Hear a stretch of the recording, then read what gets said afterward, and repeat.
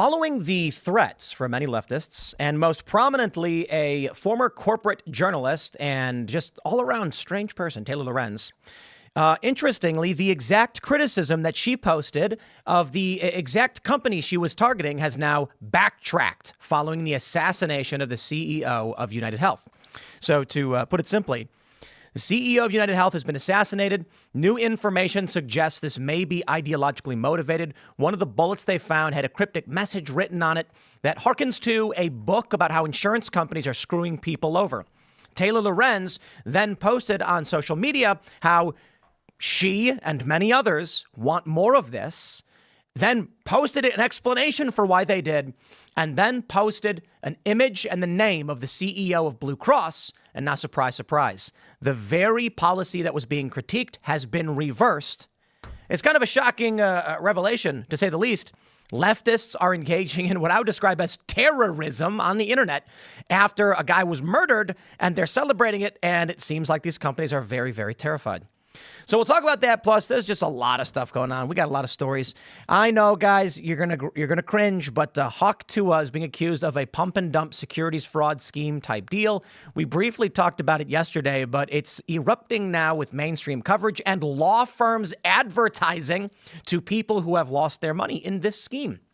So we'll talk about that. And generally, this assassination story is getting crazy because it does look like it might be ideologically motivated. And the police have released an image of someone they say is a person of interest, not the suspect. And everybody just immediately assumed that person of interest meant suspect. I imagine there's going to be a lot of lawsuits and people are going to get sued by this person for a lot of money. But we'll talk about all that. Before we get started, my friends, head over to boonieshq.com. And if you go to the Boonies store, you can pick up a skateboard. Why would you?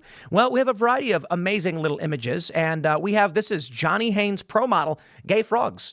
It's a beautiful picture of two frogs that are deeply in love and both happen to be male, drinking what looks like some kind of pesticide. Perhaps it's atrazine. I don't know. And there's a rainbow above them.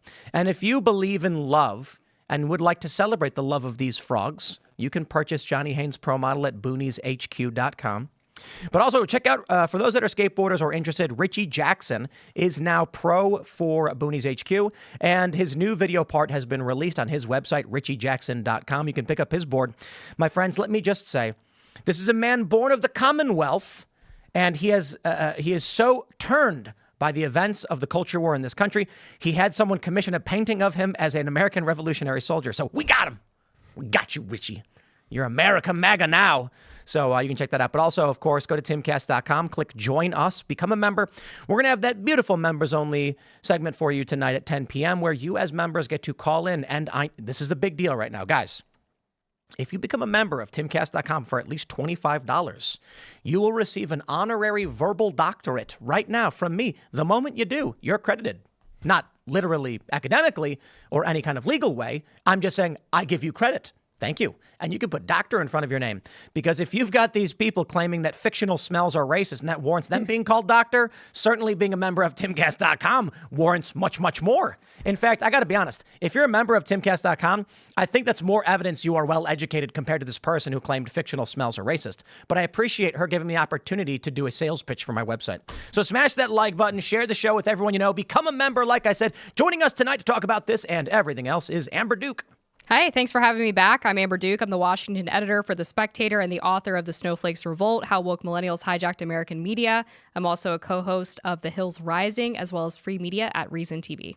Right on. Thanks for hanging out. Shane's here. What's up? I love The Spectator. I am Shane Cashman. I'm the host of Inverted World Live every Sunday at 6 o'clock. This Sunday, I have Joe Allen from the War Room to come on to talk about the incoming cyborg apocalypse. And I also have a rancher who has experienced cow mutilations calling in. So find us there Sunday at 6 o'clock. What's up, Phil? How you doing? Cyborgs, huh? They're coming. They're here already, but more of them are on the way. Like robots and stuff like that. Well, cyborgs are different than Elon's making androids. Elon is one, but yeah. But cyborgs are a mix of people and like a humanoid. Yeah, okay. Yeah. Cybernetic organism. Elon would say we actually are already cyborgs because of our technology. It's possible. It's possible. I am Phil Labonte, the lead singer of the heavy metal band All That Remains. I'm an anti-communist and a counter-revolutionary. So let's talk about news stuff. Here's the big story from the Daily Mail. Anthem Blue Cross Blue Shield makes major U-turn following the killing of UnitedHealth CEO Brian Thompson. All right, there's a lot to break down to understand the severity of this story. So as you all know, the other day, early in the morning, we saw the CEO of the largest health insurer in the country get gunned down. 6:35, I think it was. And many people are saying it looks like it might have been a pro. New information has come out that a cryptic message was scrolled onto the casings of one of the rounds. In the video, you can see the guy is firing and then cycling the weapon and ejecting live rounds. And it does appear, now I've watched a couple more of these expert gun guy videos. They said, no, it looks like it's malfunctioning. I believe it was one of the live rounds, had a phrase scrawled on it.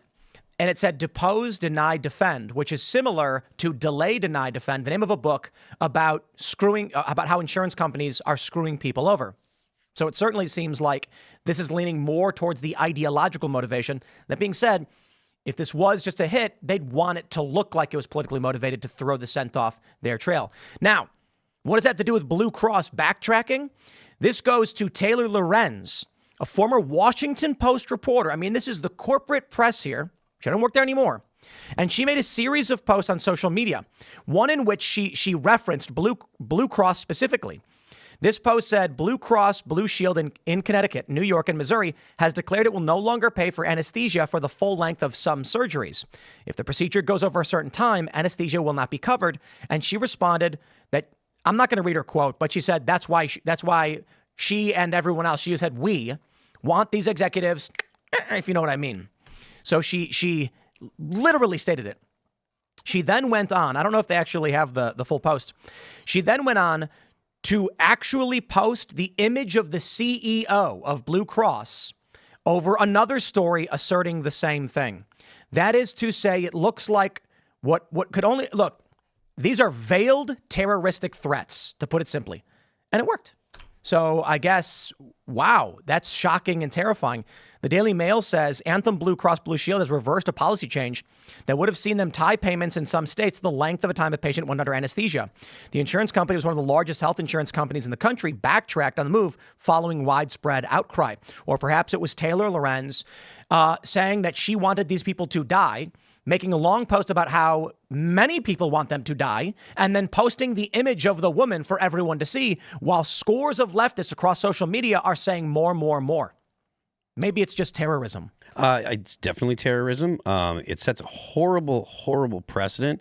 Obviously, I get it. If people are concerned for their safety, that makes perfect sense. But there are a lot of security companies out there. There's a lot of people that are in the business of protecting people. But I was talking about this earlier. It doesn't matter. Security companies don't matter, right? So the issue with what they're doing with these threats, I'll explain it very simply. There was a security incident with me in Nashville. We were hanging out with John Rich on the show. I said, hey, let's go to your honky tonk and let's play a show. And he said, let's do it. And then we announced, it's going to be a big show. John Rich, country music star. I'll be there. I play music too. And someone showed up pretending to be security, asking about weird information. Whole thing got shut down. I said, screw these people. They're not going to scare me. I'm not going to be threatened out of doing a show. And I was told, Tim, there are children walking down the street. If a crazy person shows up with a weapon and there's a crossfire, these kids could get hurt. We can't do it. You cannot do this. So when these people put out these threats to these CEOs, it's not so simple to just say the CEOs can get security, because that CEO means they can't go out to a picnic with their kids at the park. They can't go on a boat ride. They can't go on a cruise, because one crazy person, like this guy targeting the CEO, it was early in the morning, but it's just New York. What if there are crowds? Mm-hmm. So they can have all security in the world and someone can show up and just unload into a crowd and then innocent people get hurt. The threats from these far leftists cannot be tolerated. I think Taylor Lorenz. Look, let me ask you guys. I mean, do you think Taylor Lorenz should face some kind of criminal or civil penalty for doing this? I think so. And I think it's insane that she worked at both the Washington Post and the New York Times before that and was heralded as basically the go-to reporter for internet trends for at least 5 or 6 years.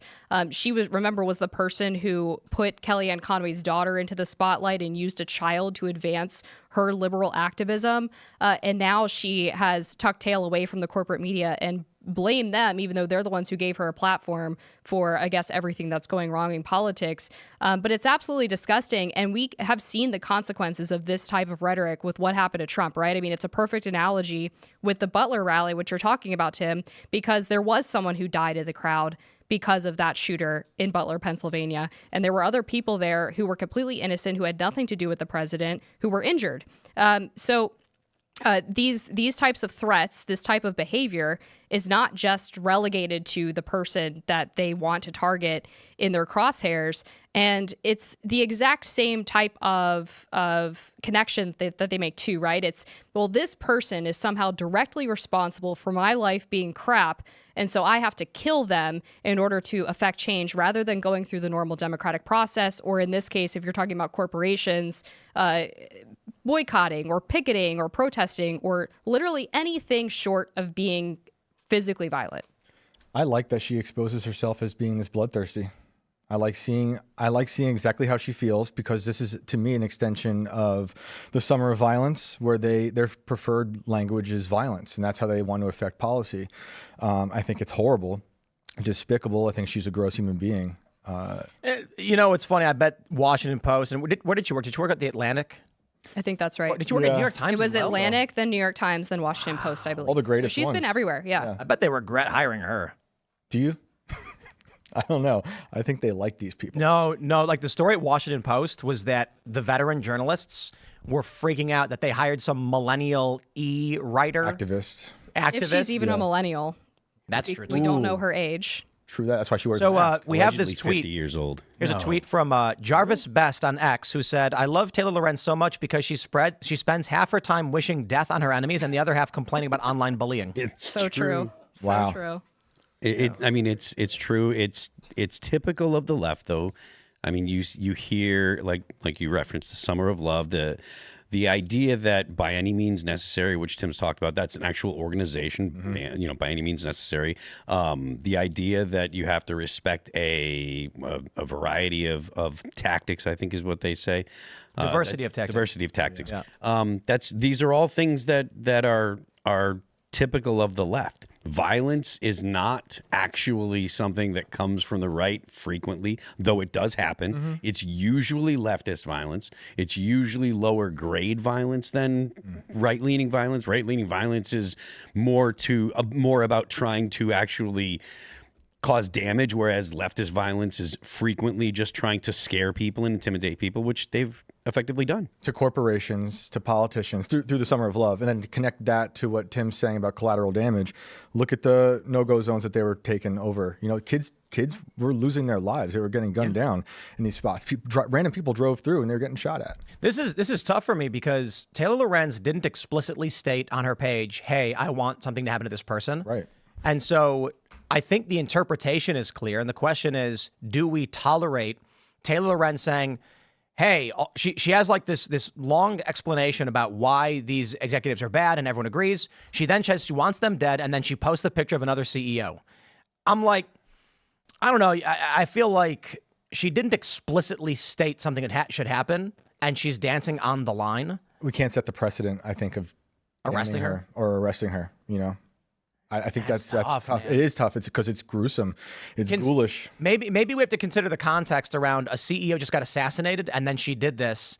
And that is where we say, hey, yeah, she is advocating for this. She wants it to happen. Right. I mean, look, when you literally say we want more of this and then post a photo, I think that's fair to argue that's a threat to me. Straight up. Yeah, that's a threat. When you say we want more of this, yeah. Then I have to say, like, if, man, I guess. Blue Cross feels the same way. Absolutely. They were like, this is a threat. We're going to reverse our policy. I mean, they're saying because of an outcry, but imagine you're the CEO and you're like, I mean, look what just happened. It was a crap policy to start, to be fair. Oh, these places need some major change. But hold on. I mean, Not this like is the this. challenge I have with it.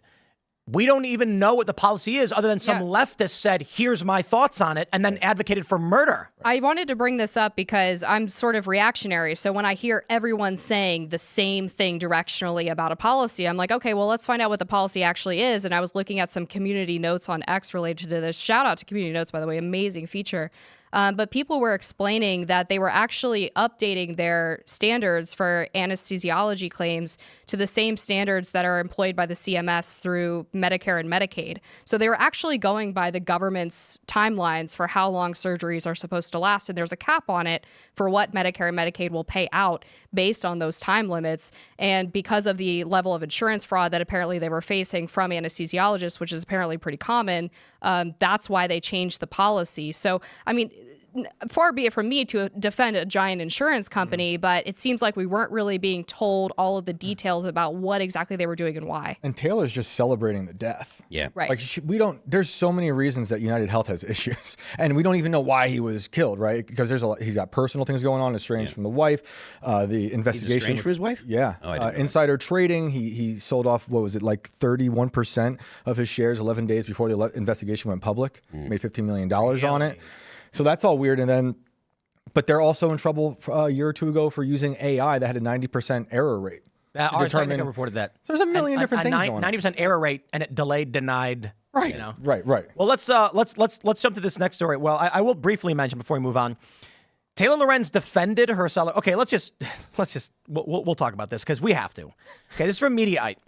Taylor Lorenz defends her celebration of Brian Thompson's murder, saying it's natural. It's natural if you're a demon. Let me read. This is Sorry. These people are mind-blowingly evil and stupid. Former New York Times and Washington Post journalist Taylor Lorenz defended her celebration of the assassination of Brian Thompson.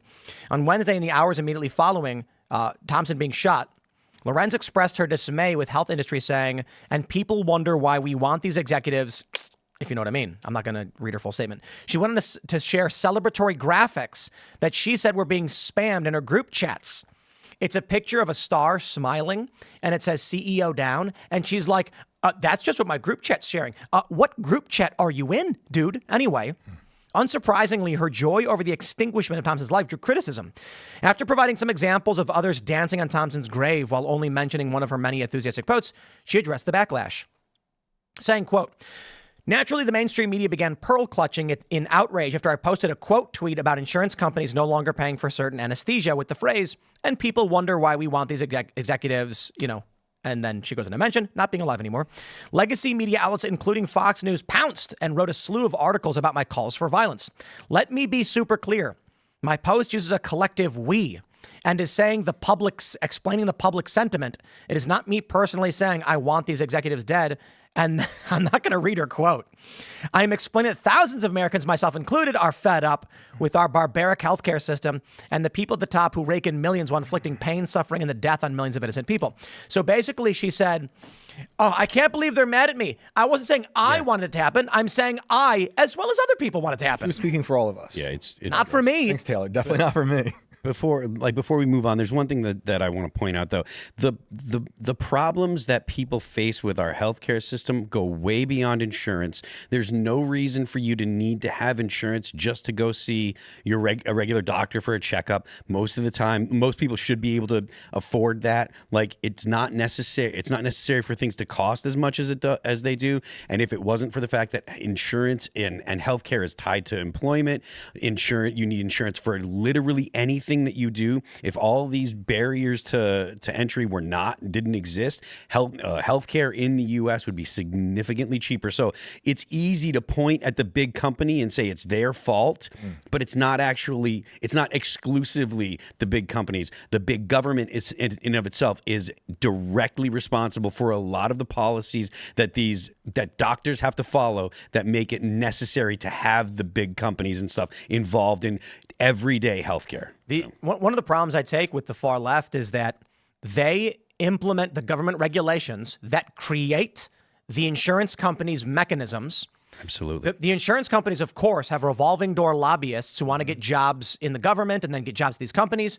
But it is the angry left saying more government regulations, creating the system that they then complain about and then use to justify death. To that point, back in the 90s, IBM had 0 lobbyists, and they were proud of that. They talked about it all the time. We don't have anyone in D.C. because they did have the opinion that we don't need to go to the government until the government came after them and said, we're going to sue you as a monopoly. Right. And then they're like, well, what are we going to do if we're a successful business? We're just doing business. We make computers. It's not like people don't have the option to go somewhere else, because IBM in the 90s isn't IBM today. Bill Gates was rich, but he wasn't as powerful and rich as he is today.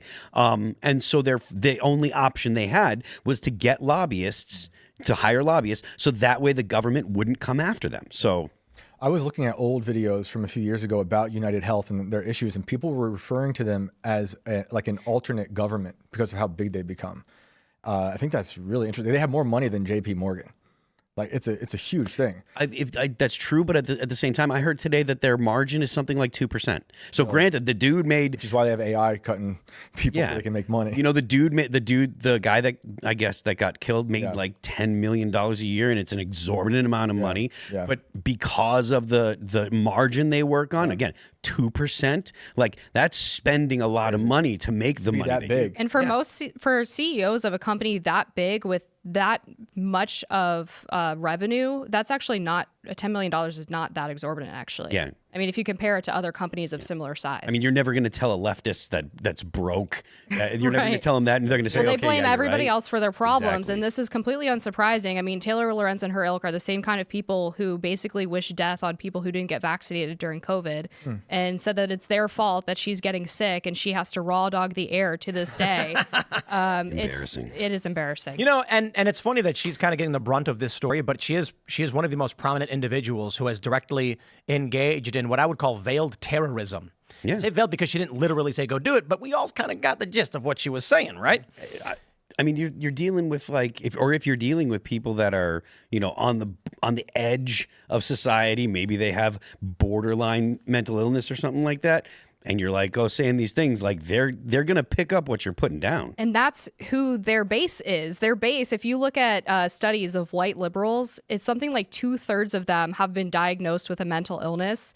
That's white liberals. Compared to white conservatives, it's something like 20 to 25%.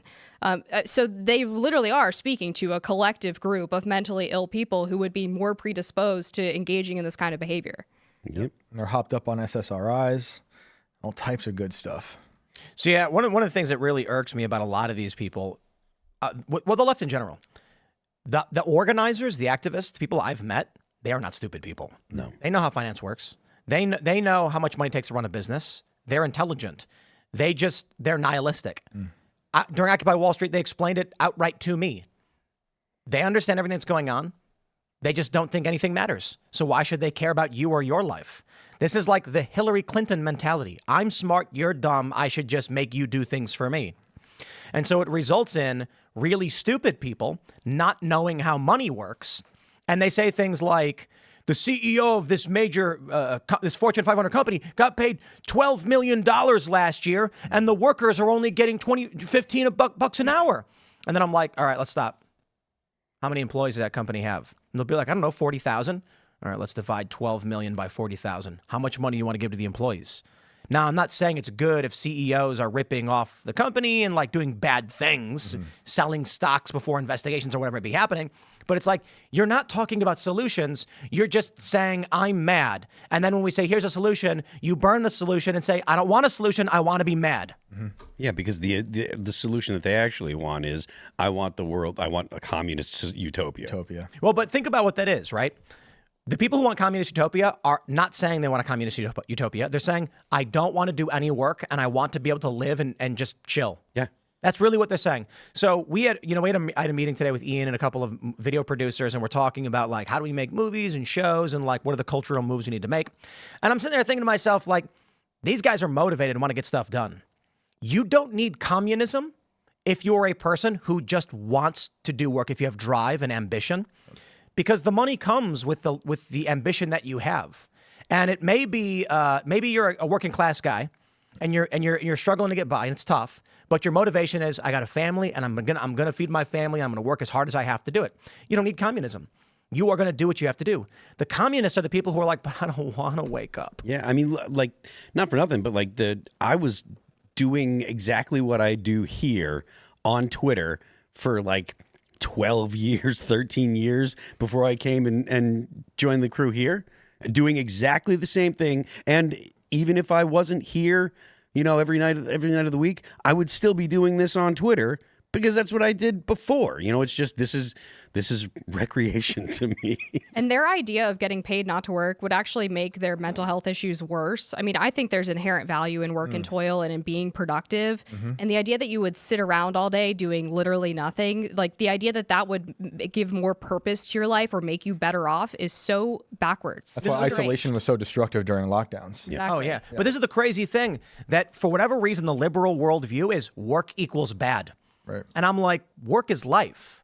And it's weird that we develop this culture where they're like, whoa, man, your work is your life. What's wrong with you, dude? And I'm like, a guy 300 years ago who grew up with his dad, who was a blacksmith, was not upset that someone came to him and said, I need a new sword. And he was like, I know how to make them. Check it out. And then makes it. And they're like, this is the finest sword I've ever seen. It's like, thank you, sir. It made you feel good, made you feel a part of society, you were useful. And for some reason, over the past several decades, we've developed this like drugged out hippie mentality of like, life should be just like laying around and looking at the sky. Yep. And what? Well, they'll be in the fields when they get their utopia of communism. Oh, they don't get it. Yeah. 3-Body Problem. Have you guys seen it? It went viral a while ago because it's a Netflix show and it opened with the Culture Revolution in China, and it's epic. And because it's so old, I'm going to spoil a bit of it. But you've got this Red Guard woman beating a guy, a professor, for refusing to give him the answers they want on stage. He's got a dunce cap on. Later on, this woman has her hand has been amputated and she's breaking rocks in a field. These lefty communists don't realize. Let me ask you: you don't want to work? What skills do you have? What passions drive you? Nothing? Okay, break rocks. Because the dude who knows how to program computers, the communists are going to be like, okay, program computers. And then you say, but I just want to like read and do poetry. Break rocks, and they're going to put you in a quarry. Yep. They're going to say, do the labor you can do, because to each according to their needs, from each according to what is it? From each according to their means. Their ability to each according to their there you needs. go. And that means what are you good at and what can you do? Okay, well, we'll give you a little bit of food, and the only thing you're capable of doing for the system is going to be menial labor. Yep. Congratulations, you've got everything you've ever wanted. It's interesting that they don't teach the Cultural Revolution in a lot of colleges or schools. Like, you grow up, a lot of people don't just know about what happened with Mao. They don't know what happened with Stalin. Oh, for sure it's intentional, because they want to implement it. And if you know the consequences, you might be afraid to go down that utopian route, you know? Yeah. Let's jump to this story from the New York Post. Uh-oh. They say grinning suspect in UnitedHealth CEO Brian Thompson's murder seen in newly released pics. The police did not say this was a suspect. So I'm going to hit refresh on this and see if they've changed the headline. Indeed, they did not. The NYPD Crime Stopper said this is a person of interest who was seen staying at a hostel on the Upper West Side. It is not the same jacket. It is not the same backpack. Many people are saying, but wait, I'll just actually show you the photo. Here's the photo of the assassin from Crime Stoppers with the gray backpack, the black hoodie with the mask on. I would say based on this grainy photo, I can't really tell, but let me know if you guys agree. This person looks to be middle-aged. Do you think so? No, I think they look younger than that. You think that person looks younger? He could be younger too, yeah. I don't. I look at the hands and I see the white, the discoloration, and I say I think that person's probably maybe mid-40s or older. Could be 50. It is cold outside, though. That's true, but younger people don't have, so that white on the hands is much more common in older people. I could be wrong. But I look at this, and they're clearly not the same person either way. Literally just not the same person. And everybody saw this and just immediately assumed it was the suspect when the police said it was a person of interest. And this person looks very different. I got to be completely honest. Looks like a mask to me. A mask? Like a CIA mask.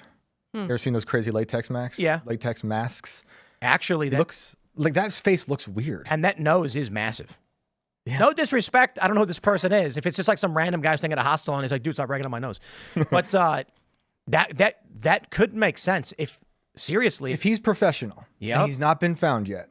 We know these things have existed for decades. But you can buy these masks on the internet for dirt cheap. Instagram wants me to buy one all the time. Like, So, I'm not getting one. I'm not doing anything crazy. I don't know if it was Luke who bought it. I think Luke bought a muscle suit, silicone muscles. Was it Luke who bought that? It was like a joke and a big fake boobs. Oh, there was that one. Yeah. Yeah, there was. And How could you forget? Dude, and the weirdest thing is someone also bought a pregnancy belly. That's weird. That is very weird. I'm like, I would. Maybe that's what he wore to get away. But hold But on. they do like this stuff. Exactly. I mean, think about it. if you're an assassin and you've got a backpack on, you just pulled this off. People are saying, I bet he changed his clothes. I'm like, imagine if he was wearing like a muscle suit to make him look bigger.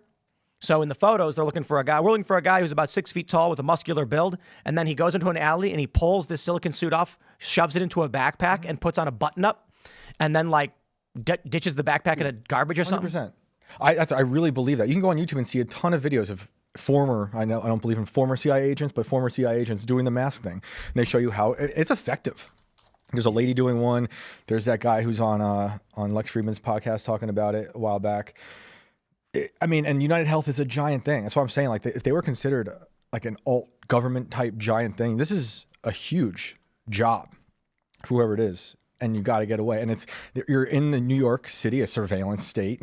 Yeah, look at this. Cameras everywhere. It's a surveillance. I just searched for real face masks. Yeah, dude, they're And crazy. That is crazy. Yeah, dude. I don't know that I have an opinion on whether or not that guy was wearing a mask, but like in New York or in New York City, especially at the time of day, like 6:45 in the morning, Right. like you can, get on the quick. subway and very Park. quickly, well, that's what he did. He went to Central Park, and you can get on the subway or whatever and get to an airport real quick and He had a disappear. bike that wasn't like a marked, I guess, city bike. Like they thought it was a city bike at first, and it was another bike. Oh, it wasn't? Okay. Yeah, like this is pretty planned out. I think, and I see these people on like Fox talking about, well, he was not a professional because he went to Starbucks.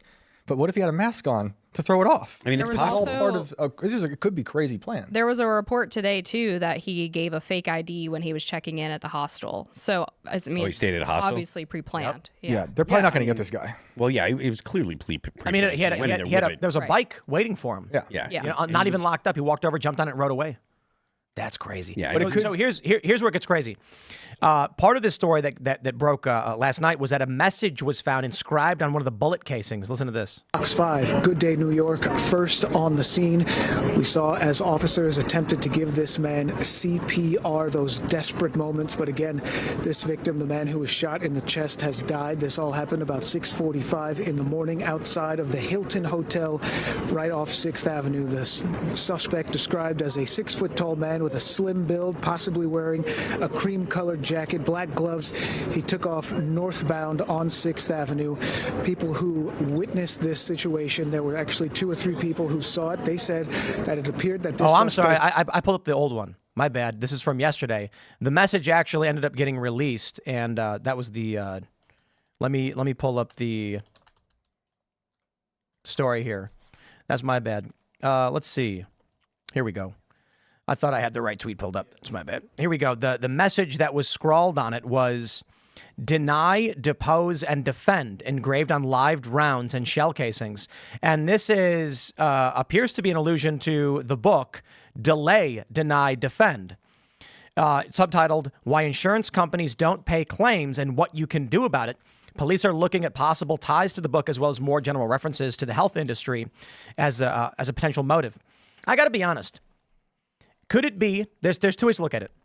Depose, deny, defend could be after litigation, deposition.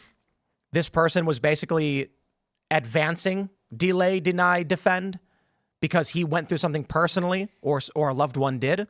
Or is this intentionally trying to mislead people and he actually got the name of the book wrong when he scrawled the message on the bullets? Because he doesn't actually know what the book it's is. just so on the nose. I don't know, but it's too early to tell, But he was, under investigation. And so when people find out about that and they see the shell casings with the words, everyone's gonna be like, well, that makes sense. But there was so much going on in his personal life and in his business life, it's impossible to know, what's going on. I mean, I suppose it's possible that it was, to what's it called? I'm losing red the word, herring. but to get the attention off of what the actual motive was. Deflect. There you go. But I mean, usually I would still consider like the fact that it was written on the casings as a lead to follow. Oh, you still got to follow it. My gut is saying it's not real. But I don't know. Anything is possible. And I also want to say, I don't think he's the assassin CIA. I'm just saying that he was using possible CIA tactics, as a professional hitman, Yeah, allegedly, to go about escaping. He didn't look successfully. like When you watch the video of him doing the actual shoot, he didn't look like he was scared. And if it was like a first time kind of thing, or if it was like his kid was the reason that he was doing it, like the kid got denied or his wife got denied, you'd think that there would be emotion in what he's doing. Maybe he'd shoot him and yell at him or say something. And it was very much like, pop, pop. You know, There's It that old didn't look video. like there was any overkill or anything like that. He did what he needed to do and left. Yeah, cold, calculated, and he bounced. Not that I know if it was, you know, not like I'm saying I just that watched I a lot of Criminal Minds. So you're an expert. Yeah. I mean, that's all it takes these days, right? For sure. I mean, that does make sense. Like if he's not like super nervous and he's not like fumbling with stuff, he shot the guy. He knew that the gun wasn't going to cycle because as soon as he shot, he didn't do like when I'm shooting, if I shoot and something goes wrong, the first thing I do is tap rack, right? But he knew that it wasn't going to be tap. He knew just to go to right to rack it, right? Like so. And having it written on that live casing, knowing that he was going to eject it. It looks like they were steel casings. I don't know if anyone. It could be. It kind of looks like it, right? Yeah, that looks like it. They do look like they're like a chrome color or whatever, as opposed to like a brass color. But I mean, you know, I don't know because I'm not an expert and I wasn't there, obviously. But like, it doesn't seem like he was nervy. The fact that he hasn't been caught yet either means he took his own life or he's completely vanished. You know, like there was instances from back home up in New York where similar things happened, not to this degree, but a shooting, someone left, they weren't found for a few days and they found the body, you know, floating down the Hudson River or something. So that could be that, or people would be like, well, this could end with a death by cop situation if it was maybe a less of a professional, right, who got caught quickly. But I don't know, it doesn't seem that way. You know, to do it at that early morning in New York City, outside the Hilton, which I know that area, that's brazen. Yeah, I mean it was well planned too. It wasn't just. I will say, but his schedule was very open. Everyone knew where this guy would be for a conference, so like anyone could have access to it. Which would lean to anyone knowing where he was. We do have some other updates as well. The police stormed a train, the Long Island Rail, 5:30. An extra said they were on the 5:30 p.m. LIRR train to Seaford when the train was swarmed by cops. Officials maintain that although the train tip failed to find the killer, the NYPD welcomed the wave of tips it's received and is offering a $10,000 reward. It's helping, they added. We are following up on every single tip that's come in. Any tip could be the missing piece of the puzzle that ties everything together. I don't think they'll find the guy. I don't think so. Whoa, look at this. Detectives believe phone left at the scene may not be a burner. Oh, really? Yeah, they're saying it might be his real phone. Wow. Ooh. Well, that would be a huge mistake. No. It just doesn't add up. That doesn't seem to track with everything else. If you're a pro, I mean, come on, dude. The pro IDs somebody who looks like him at a bar, snatches it, leaves it at the scene, scribbles something on the bullets, and it keeps the scent off of you. Just based on how well everything else was organized, to leave behind a phone seems very out of character for this guy. Yeah. Yep. It does seem very well planned and not just very well planned, but very well executed. I will mention this too, because a lot of people have pointed out that the weapon was malfunctioning. Some said, no, he's manually cycling the weapon because he's using subsonic rounds so that it's quieter. Then others said, no, you can look. It looks like it's malfunctioning. I want to stress, and I think most gun people know this, the average person experiencing a malfunction doesn't know what's happening. For him to fire and then quickly cycle the weapon means he understands what a malfunction is. Was it a World War II type like remake or something? No, I saw that in an article earlier. People were claiming that, but there's a bunch of gun tubers who are like, no.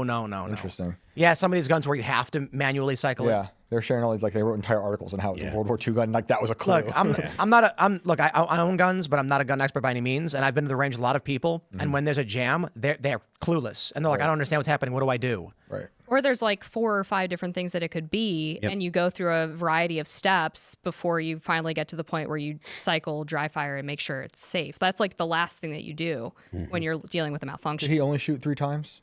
I don't know. And then were there only 3? Do we know that? He was shot 3 times. I wonder don't know how many times he actually. That would also say something, I think, to his expertise. Yeah, because there are rounds on the ground. There were rounds on the ground that were not spent. So there were actual bullets, and then there were some just casings. Because the NYPD can't shoot in public. Remember that story where the guy came out? He was at his office building, and he went postal.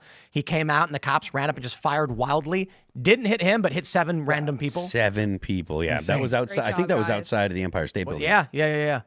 It's because they, you know what I was told, the cost of lawsuits the NYPD has to pay out for negligent discharge is less than the cost of training NYPD how to use their guns. Unbelievable. But I mean, think about it. You got 30,000 or whatever cops who need to be trained, times whatever the training is, and they're like, nah, we don't have that many shootings, and the lawsuits don't cost that much, so just whatever. That's cost-benefit analysis. It's like that scene from Fight Club where he's like on the plane, and Edward Norton's character, Jack, he's like, if the cost of the lawsuits is less than the cost of the recall, we don't recall. And so they know the cars will blow up and do whatever. Yep. Wild. Meanwhile, New York City released their prisons at the beginning of lockdowns. It's Gotham. This is straight up Gotham. And Taylor Lorenz is like a villain from Gotham. Yeah. Which one? Which Batman rogues gallery Trans icon? Joker. I don't know. It's hard to know. Lady Joker? Yeah, she says she's not Harley Quinn. She's cooler. Yeah. I don't know. I mean, she might be. I understand people might get mad because they like the character of Harley Quinn, but that's probably the best analog. She's just mentally unstable and dangerous. Right. She gets afraid if someone approaches her, but by all means, post pictures of people you don't want to. No, that's not fair. She's too old to be Harley Quinn. Anyway, let's jump to this story from the Daily Wire. David Hogg seriously considering running for top DNC job to fix party's condescending tone. Many Republicans and conservatives laughed online at the prospect of seeing Hogg try to run the Democratic Party.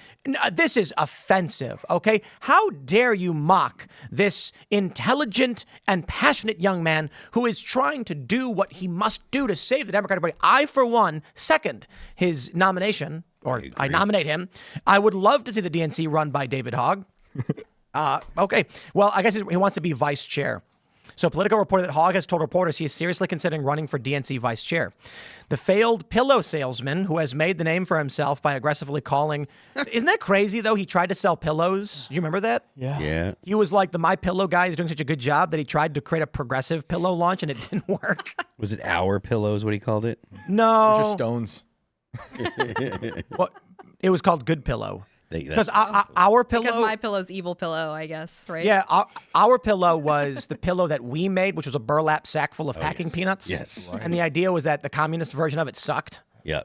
You know. Anyway, they say the failed pillow salesman who has made a name for himself by we get it. Well, honestly, I'm considering it because I think that one, obviously, I think we need a new generation in the DNC. He's not wrong about that. If this election has taught us nothing else, I think we need an intergenerational coalition as a party. Look, let's be real. They're not going to, bro, you're not going anywhere near the DNC. You're going to be like, yes, right this way, Mr. Hogg. And they're going to walk you down a dark corridor inside the building. Then they're going to open a door with a bright light. They're going to push you through and it's a fire exit. I think he should run for president. I agree. Well, AOC might. Yeah, that's true. That's true. Yeah, he should run with her. That's great. I would like... AOC Hogg 2028. That's a horrible videotape that no one should watch. I don't even want to touch that one. I mean, look, I would like to see the Democrat Party move away from the progressive end, right? The Democrat Party move away from the far left. There was strong signals in this past election that the country wants to move back to the right a little bit, move away from things like defund the police, move away from things like open borders, move away from things like restorative justice. These policies have negative consequences for Americans, and that was kind of clear and made kind of clear in the election. It would be cool if we didn't have the same crop of people with progressive ideas saying, hey, let's just do more of the same stuff that we've been rejected about. Well, what's so wild about him saying that he wants to fix the DNC's condescension problem is anyone who's seen David Hogg's social media account know that he's one of the most condescending people on the internet. Yeah. It's always projection. Always. Yeah, it's always projection, and it's bad for the country. Again, the policies that the left prefers have been tested for at least the past 5 years.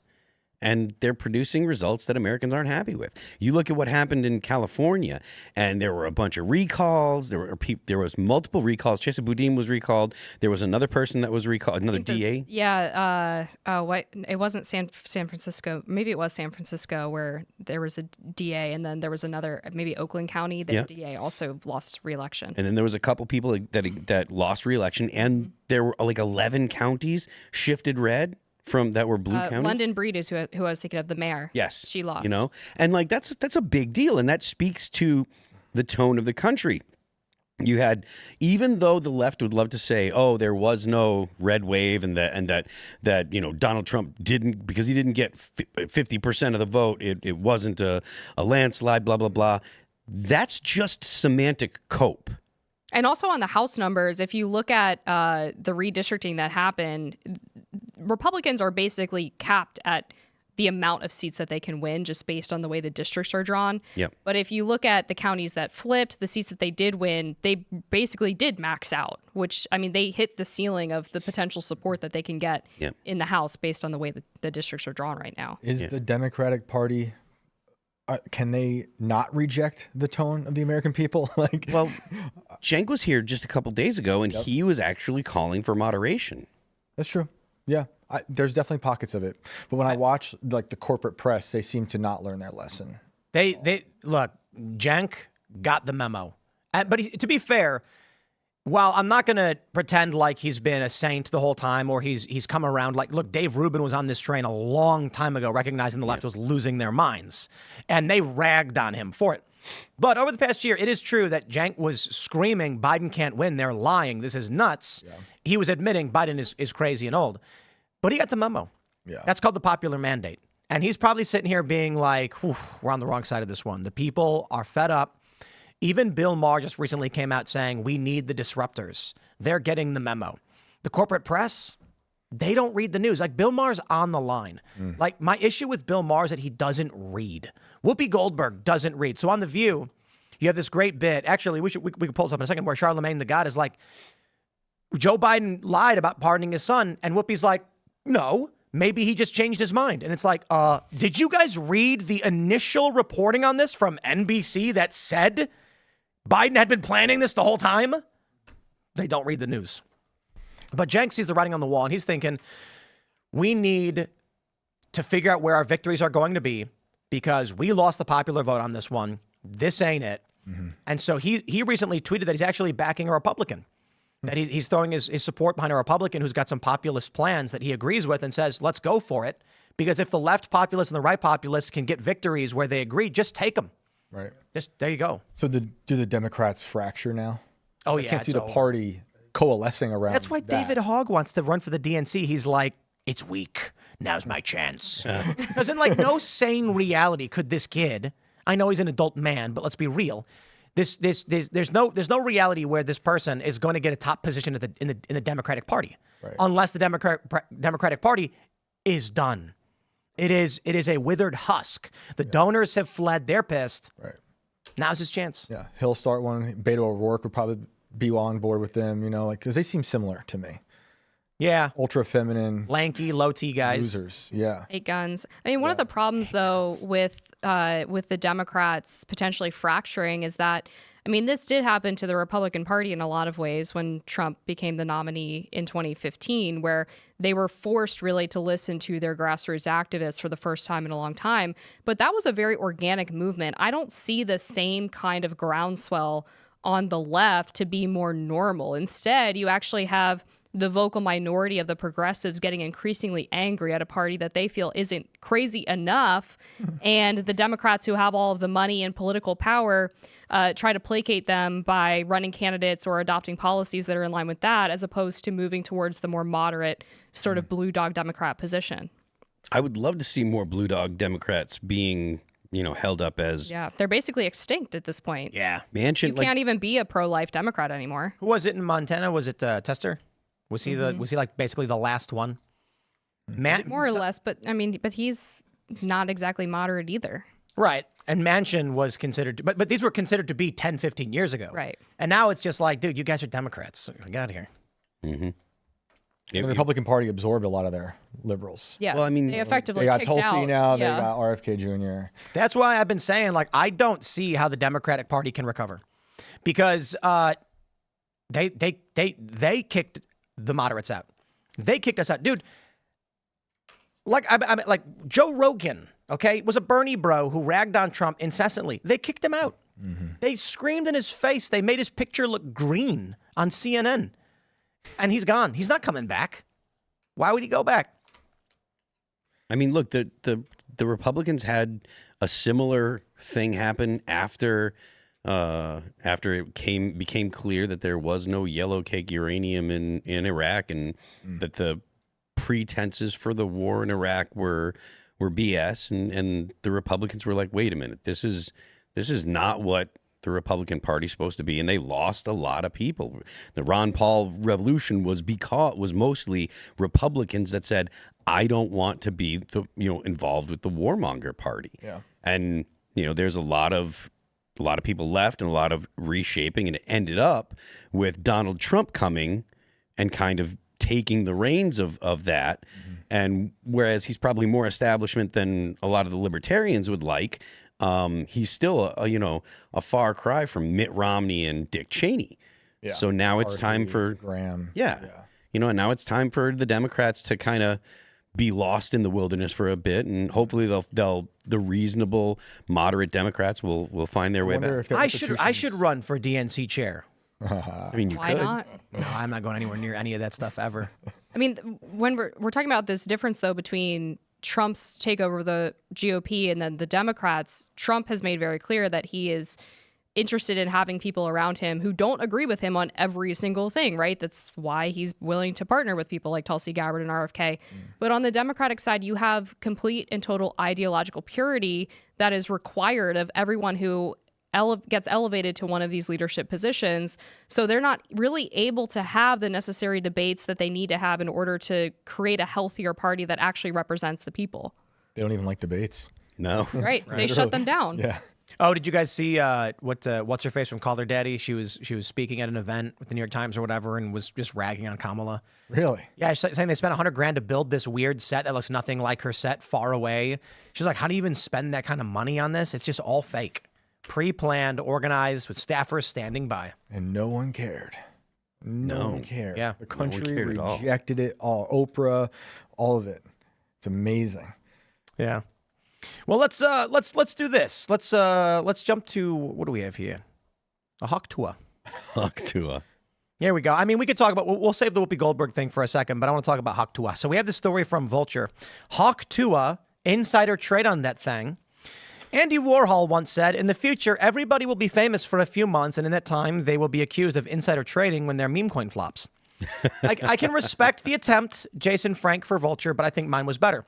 This morning, I said making a random comment about sucking dick to committing securities fraud prison pipeline. That was my take on this thing. So for those that don't know, she launched a cryptocurrency, and within a few minutes, tons of people who had access to the coin who never bought it dumped it and ripped off all the fans that bought in. And so it's looking now like Hawk Tuah is facing some... This looks like it's criminal. I mean, I don't know. I'm not an expert. I'm not accusing her of doing anything wrong. I don't know. But there is now, here's the story, basically. Let me see if I can get the update. A law firm is now advertising over the Hawk Tuah pump and dump. This is Berwick Law. They said, if you lost money on Hawk, contact our firm to learn about your legal rights. Our firm represents thousands of NFT and token investors in securities matters. This is attorney advertising. They even have the legal disclaimer. So we have this post that this is Voidzilla, a.k.a. CoffeeZilla, and he's got this great video up on YouTube, put up 2 hours ago, where he's talking about what happened with Hawk Tuah's coin, basically ripping people off. They said this, 285 investors joined her pre-sale. So actually, let me jump back and I'll play a sampling of his video. You can hear it straight from him. And then I recommend you watch his full video. Into this pre-sale, they say they got in at $16.69 million total valuation, which means that if they sold out the whole 17%, you're looking at about $2.8 million raised by pre-selling these tokens. So it is essentially a lie to say her team didn't sell tokens. Well, they pre-sold them, and then those investors dumped on your fans. That's the problem. Because Bubble Map says we found 285 investors join the Hawk pre-sale. That's about what I saw as well. 89 wallets sold 100% on launch. 47 sold over 50%. Anyway, you can see in total, $3.3 million were sold. So basically, Hawk Tuah says we didn't sell any of these coins, but had pre-sold them, that's what they're claiming, to investors, quote-unquote investors, and then 89 of them dumped everything they got. And there's this huge transaction record of people getting one's got 300 grand, one's got like $1 million, and then a bunch of them have like $40,000. And now people are saying she's going to talk to a judge. Well, I mean, it's probably smart for her to go talk to a judge because she's going to have to. No, talk to a lawyer. Well, yeah, I mean, she probably should talk to a lawyer. But I mean, if she goes to, I mean, I guess I imagine if she probably should talk to a lawyer first, because anything that she says is going to just incriminate She's just tweeting herself. about it, right? She's just tweeting about it. I don't think she's even taking this too seriously. You know, I was talking about this earlier, and I think she must be hurting. I think she's probably not making a lot of money. They gave her a podcast recently. But how much money is she really making off of it? Oh, yeah. And how many views is she probably getting? Yeah. You know, people, At a reel. look, podcasting is one of the only, if not the only medium that does not disclose its ratings. That is the weirdest thing to me, why they don't do that. YouTube puts it front and center on the video, and people can see if the video did well or not. Cable TV ratings are published weekly. You can look up and see that MSNBC is failing. Podcasts don't do this. I'd be willing to bet nobody listens to her, because what would they listen to her for? Right. Like, come on, man. Look, with all due respect, it's great that she made $1 million or whatever because she made a comment about blowing dudes or whatever. But that's it. She's got nothing left. So my view is, and I could be wrong, I don't know, she's probably hurting. And if she was dealing with mainstream typical success, she wouldn't resort to this weird crypto scheme, whatever you want to call it, to make money. And reportedly, according to the people online, they're saying that she got over $1 million. Wow.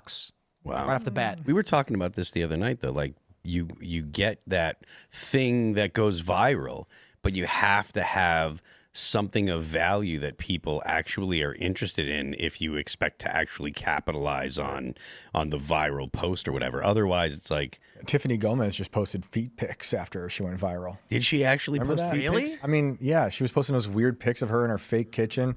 But like, Everything where's about her is she now? fake. But this She's is gone. Who knows? I mean, I'd imagine Hawk Tuah is making more money than she made before, for sure. Yeah. But it's going to be painful for a lot of these people, and not just her, but anybody. When, look, you're a regular person. Next thing you know, you're on the news everywhere. Everybody knows your name, and you've got to figure out what you're going to do to maintain that. So she didn't. So it's only been a few months. And now Vulture is writing that she may be involved in insider trading fraud. She says that she denied any insiders were given access to her coin. A team hasn't sold one token, and that not one, what is KOL? It's a opinion leader or something, was given one free token. She posted on X. But as people are pointing out, yeah, it's because she pre-sold them before the launch, so they didn't sell them. They pre-sold them. This is just, look, your life is normal. You have little money. Overnight, you have $1 million. You spend it on stupid things. This is what people tend to do. Then you're looking at your account. You're like, I need more of this. I need more of this. But you're not going to get it. You had your moment talking about blowing dudes or whatever. The thing that's weird also is that she's claimed to be upset with the guy who posted the video that got her famous. And then she's on podcasts complaining about being famous, but she's doing the shows still, right? She's like, I didn't want this, but here I am traveling all these podcasts. That's all weird to me. I listened to a little bit of one of her first podcasts that she posted, which was just the aftermath of finding out that she had gone viral. And it was actually really sad in a way and kind of tragic because she had to explain to her parents why she went viral. And when I saw this video and everyone was so excited about it, they thought it was so funny. I just thought, this girl's parents must be so horrified that this is the daughter that they raised and this is what she's out doing on the town with her friends. I don't know. I find the whole thing to be It's quite really sad. depressing. I knew a guy, and he had a viral moment where overnight he was on the news everywhere. And this was a while ago, it was like 10 years or longer. And I said to him, he was getting requests, his email was blowing up. It had been like 2 or 3 weeks where he was on all of these programs. And he went from being some dude working in a small, Brooklyn restaurant or something, washing dishes, to all of a sudden, people are paying him speaking fees. He's got money. His clothes were clean and he was looking great. And I asked him, what's your plan, dude? What are you going to do? Like, what represents what and who you are, and where do you go from here? He goes, I'm not worried about it. I'm fine. And then I was like, listen, this month you have this viral moment and they're hitting you up. What are you going to do to make sure their interest comes back next month when the news cycle changes? He's like, nah, you don't get it, man. Like, we're working on these things and we figured it out. Guess what he was doing a month later? Back to zero. Yeah. No one's heard from him since. Going viral is like the new winning the lottery. You know how like they said when you win the lottery, it just comes with a lot of horrible consequences. Now it's Well, winning the lottery always did too. People don't get it. yeah, right, There's like those documentaries about how winning the lottery ruined people's lives. right. Yeah. And everyone goes like, how is that possible that it ruined your life? That makes no sense. And it's like, people don't let me just say one thing.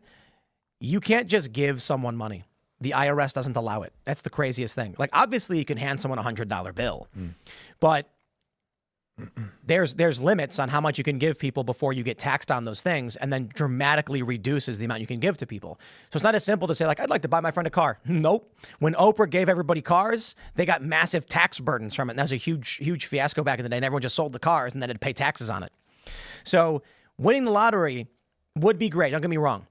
But the average person all of a sudden wakes up one day with 10,000 new problems they didn't know existed. And they're just like, I don't even know what to do with the money, because there's a, like, you can't just spend, like, if you want $100 million, you can't just spend $100 million. Right.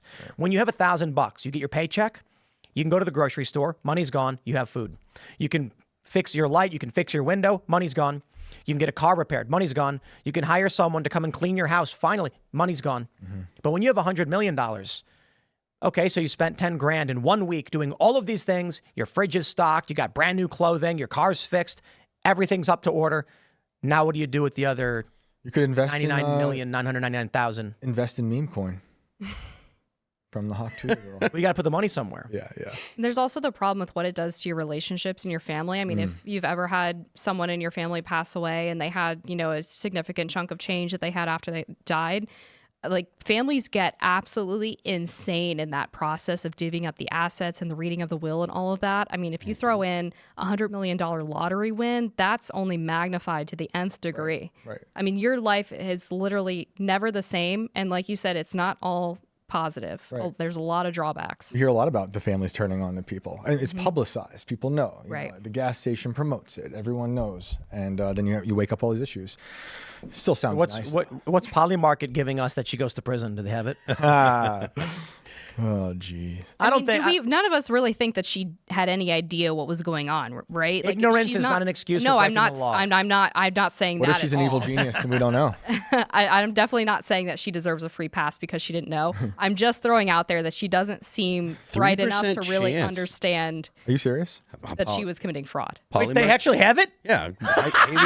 Haley Welch in jail in 2024. No. What? Yeah. Want me to send the link in? Is there one for how long till we find out it's a money laundering scheme for the DNC? Oh, what? I was joking. Yeah. 3%. That's this lower year, though. than I That's- would have Well, thought. that's 2024, Okay. maybe Oh, but 2025. look. Sure. It was at 5. Okay, is that what you found too? It's only 3%. Yeah, that's what I got. That's a value bet. I might buy it. But it might be. Yeah, we got less than a month. Yeah. Hey! It says jail. Yo, are you nuts? That's a great wager. Dude, she could jaywalk and go to jail. Are you kidding me? The average person has true. been to jail. Right. Jail is not prison. That's true. So they're basically saying that maybe she's speeding 30 miles over the limit, so they arrest her. Yo, that resolves. And there's nothing. Public for, intoxication. There's nothing for 2025. Go to the either. drunk tank, Haley. Yeah, Yeah, she's due seriously. for her Britney Spears moment. Yeah. Oh, it's only in 2024. Haley, if you want to get out of your debt here, you could take a big You take a big bet that you're going to go to jail, and then Dude.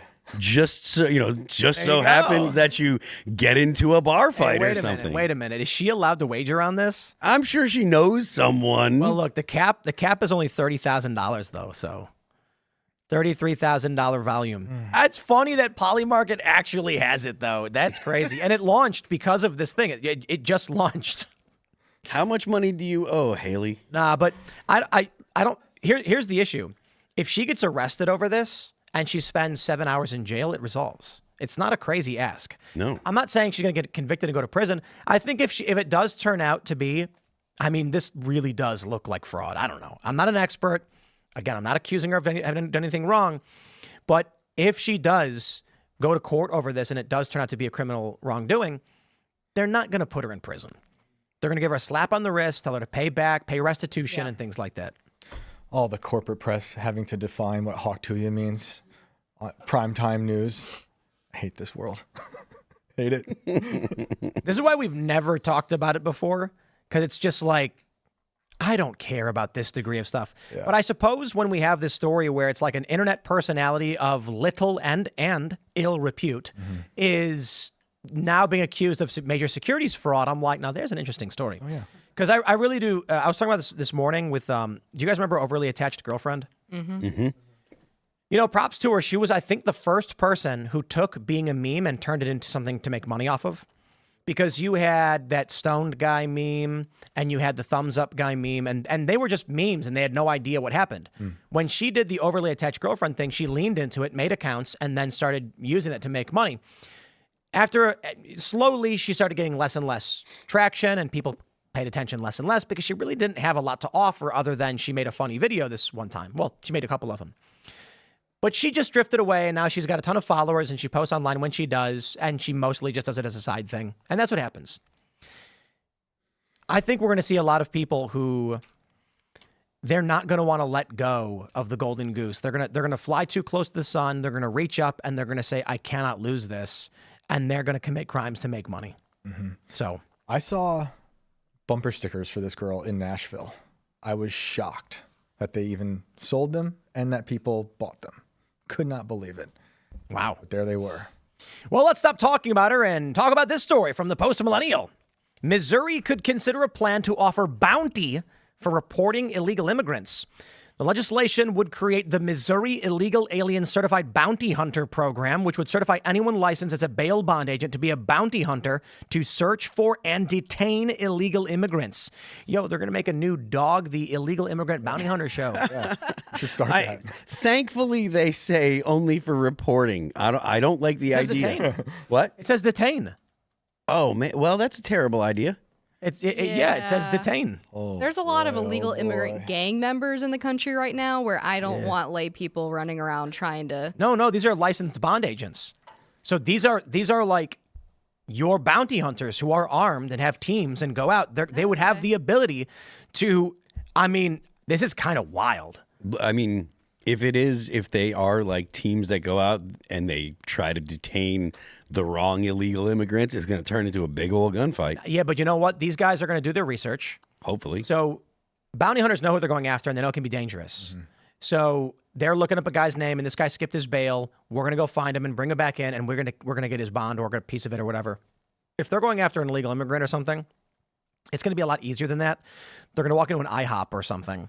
And I bring up IHOP. Don't get mad at me, IHOP, because a couple of IHOPs out here by us recently got raided by immigration. You saw I that? saw the story. Yeah, it's crazy. Yeah. Because the owner was hiring illegal immigrant laborers and they got raided. So they're just going to cook your pancakes now. I Got a liberal. I got to pull up this tweet while we're on this story.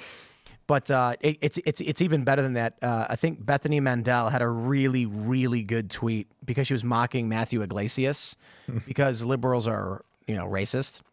Let me see if I can. I got it. Here it is. So Matthew Iglesias tweets, Trumpflation killing me at Shake Shack, and I don't think deporting the delivery guy is going to help.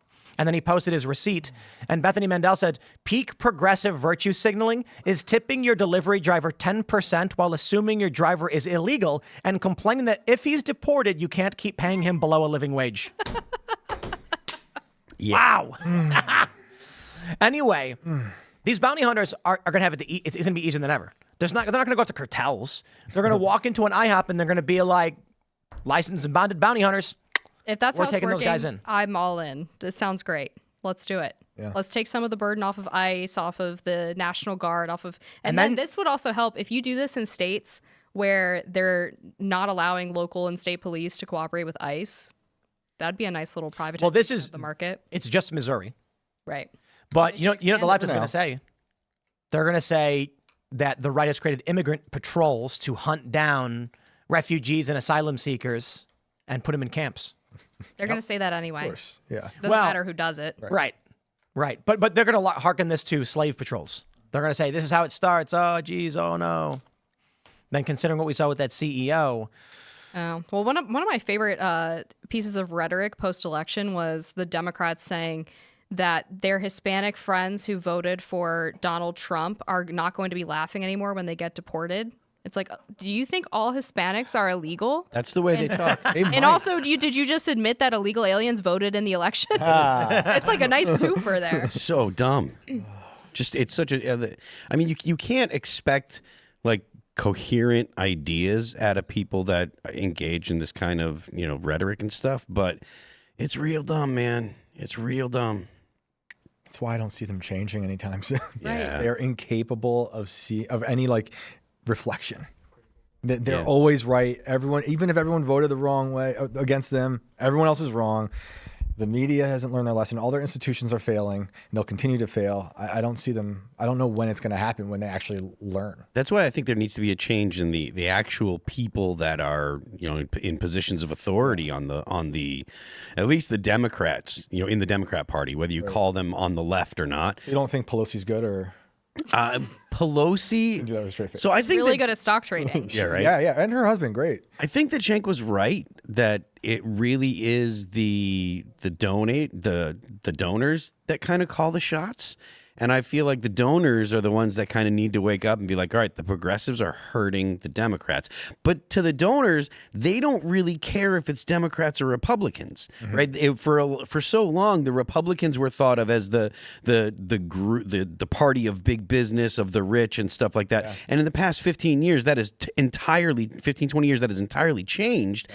That kind of the meme of Democrats being the party of big money and big donors hasn't caught up yet, but that's where it is right now. So like that's the truth right now. And so it's not like it matters to the donors. Right. They'll just they'll donate to whoever is going to be the ones that are going to, protect their interests. Yeah. Well, and it's cyclical because the ones who are in power are going to be the ones who bring in the most donations. Yeah.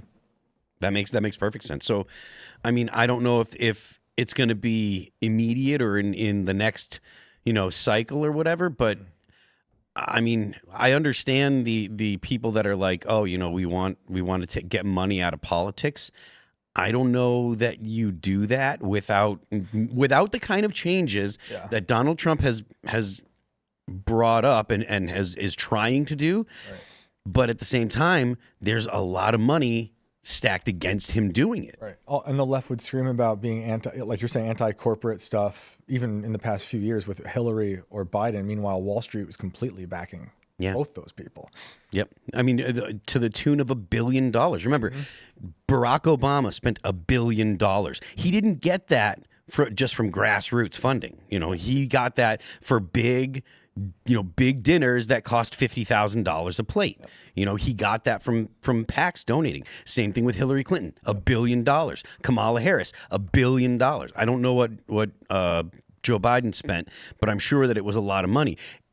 So in 2016, 2020, and 2024, Donald Trump was outspent all three times. Mm-hmm. He was the underdog, when it came to the fiscal side of it. And one of the big reasons why that money doesn't translate to votes for the Democrats, besides the obvious policy issues, is that Obama moved a lot of the party infrastructure and took it with him in regards to the data operation after he left office in 2012 or in 2016.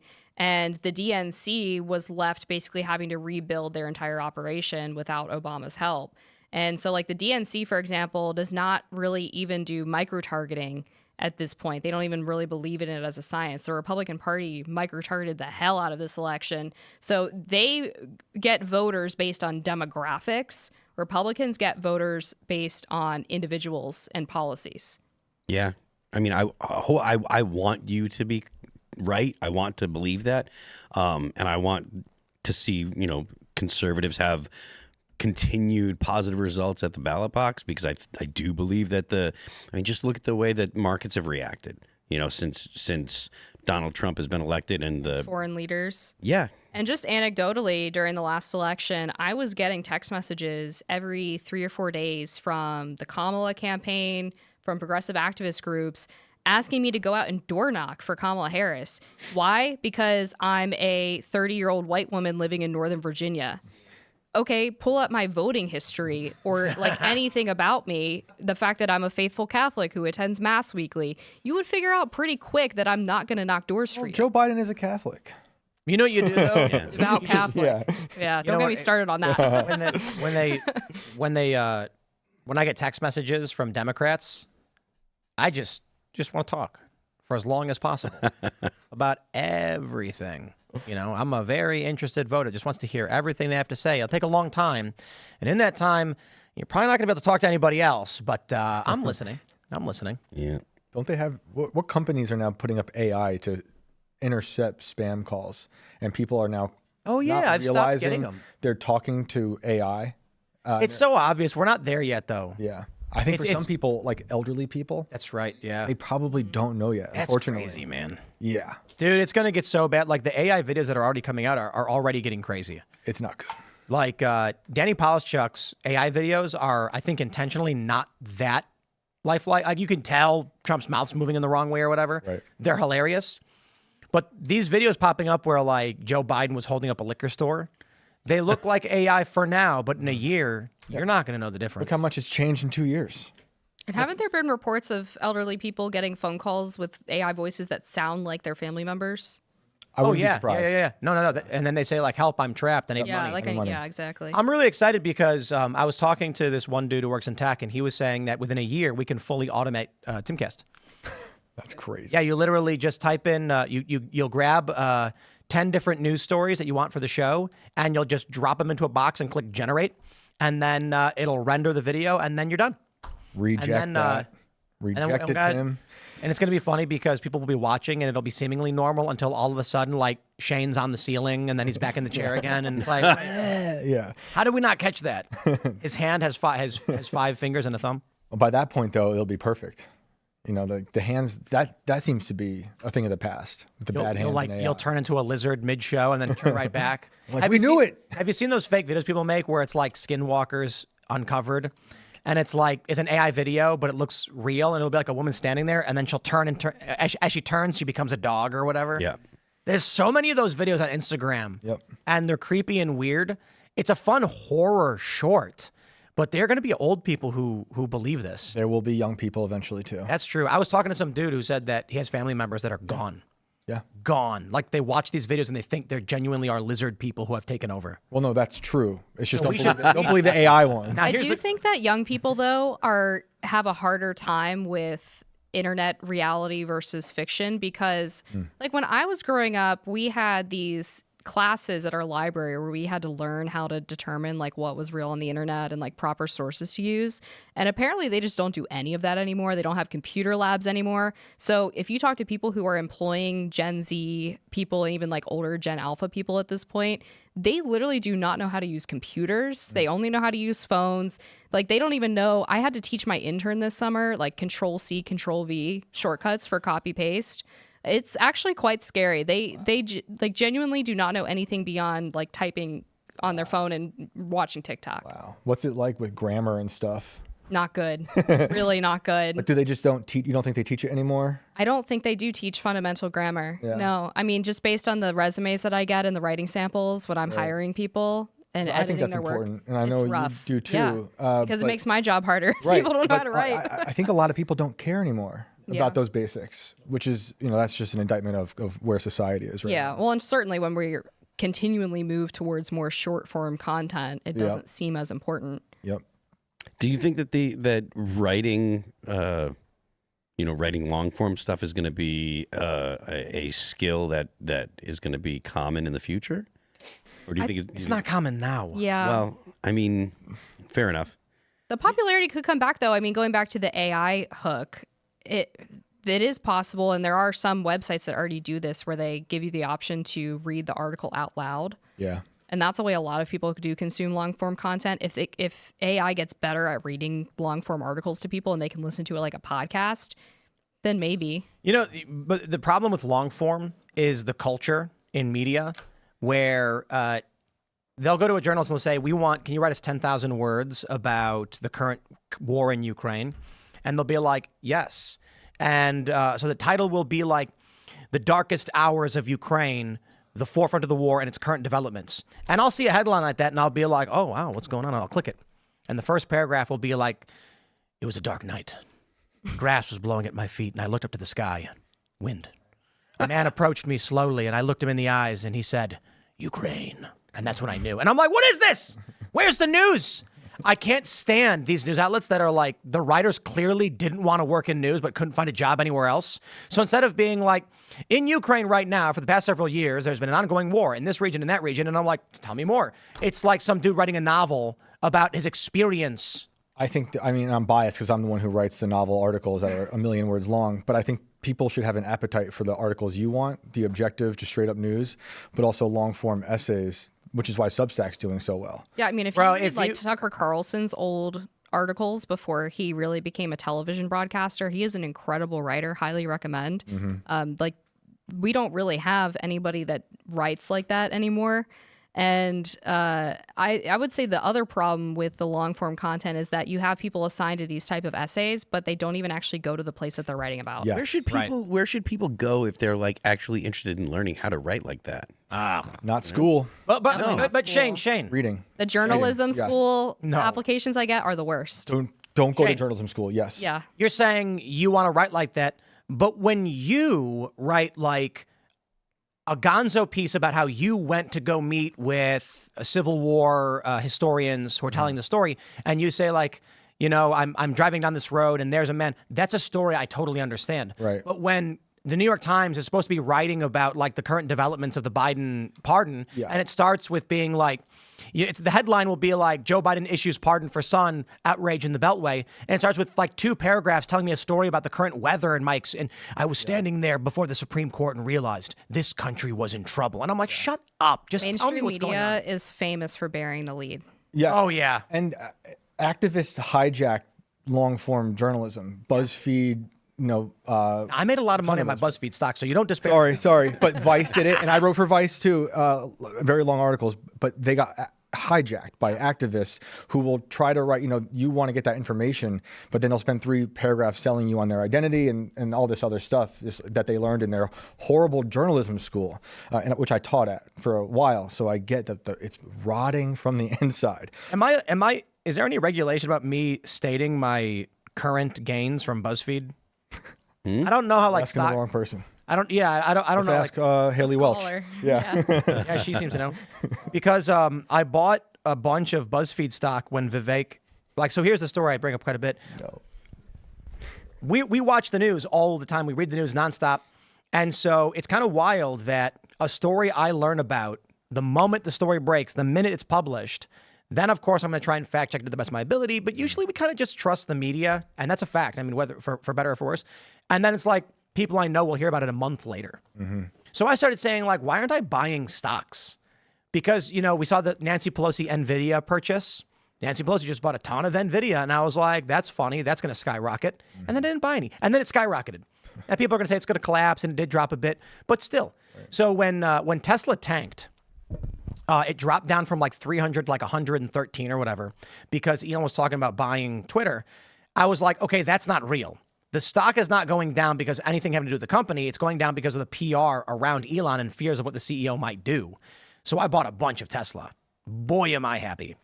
So when Vivek announced he was buying BuzzFeed and having these meetings, I was like, okay. And then I just bought a bunch. I don't talk to any of these people about it or anything like that. I was like, I'll buy some. Right. And, I don't know, conflict of interest, I guess. Just so everybody knows I have BuzzFeed stock, but it's been going pretty well. Since Vivek got involved, BuzzFeed stock's way up. Let me see what the What is percentage BuzzFeed doing right now? I have no what idea. do they put out? 125% return. Wow. On listicles? I guess. What are they doing these days? They did kill their news division a couple of years ago. Yeah, that was hilarious. But what big story did they break? They they published a published- Steele dossier. yeah. Steel dossier. Yeah. Right. In its Scummy. entirety. And I got to Ben give it. Smith got rewarded with a cushy job at the New York Times for it. I want to give a shout out to our good friend Ben Smith. You know, when he apologizes for this, then maybe I'll stop saying it. But there was a story a few years ago where, remember the Popeyes chicken sandwich came out, and everybody wanted to get one. So good. BuzzFeed News ran a story, or BuzzFeed, whatever, I don't know which outlet it was, that a man was stabbed to death over a Popeyes chicken sandwich. They wrote this story claiming that a guy went to Popeyes and was in line for a chicken sandwich, and a fight broke out, and he got stabbed to death and died. And that's not the story at all. The story was a guy at a Popeyes got stabbed to death, but it had nothing to do with the chicken sandwich. This guy had gone to Popeyes, and I guess someone had cut him in line. And so he told the guy, like, what are you doing, man? You can't cut me in line. It had nothing to do with the chicken sandwich. And the guy said something like, let's take it outside. And as soon as he went outside, the guy killed him. His family was pissed. They were like, this is a black man that that the media is claiming died over a chicken sandwich. It's not true. It was an issue of the violence we see in these communities where people feel disrespected. And instead of dealing with being, cut in line or having someone be mad about it and just talking it out and letting someone order their food, this guy decided to murder our family member. So I hit up BuzzFeed rather calmly, like, hey, Ben, you guys ran the story claiming a black man was killed over a chicken sandwich. I just wanted to know that's not true. And he refused to correct it. He didn't, because he didn't care. What did he say? I can't remember exactly what he said, but he said something like, it's true enough or something to that effect. And I'm like, this is the problem with these companies. They don't give a crap if they're telling you the truth in context. There's no problem for them to have written that story and then said, upon further review, family members came out and said this was nothing to do with the chicken sandwich. They could have even made a headline being like, racist outlets accuse black men of dying over chicken sandwich. They just wanted the story. It was shocking. It was funny to them, and they did not care. That's what's wrong with those organizations. Yep. And that's why they're failing.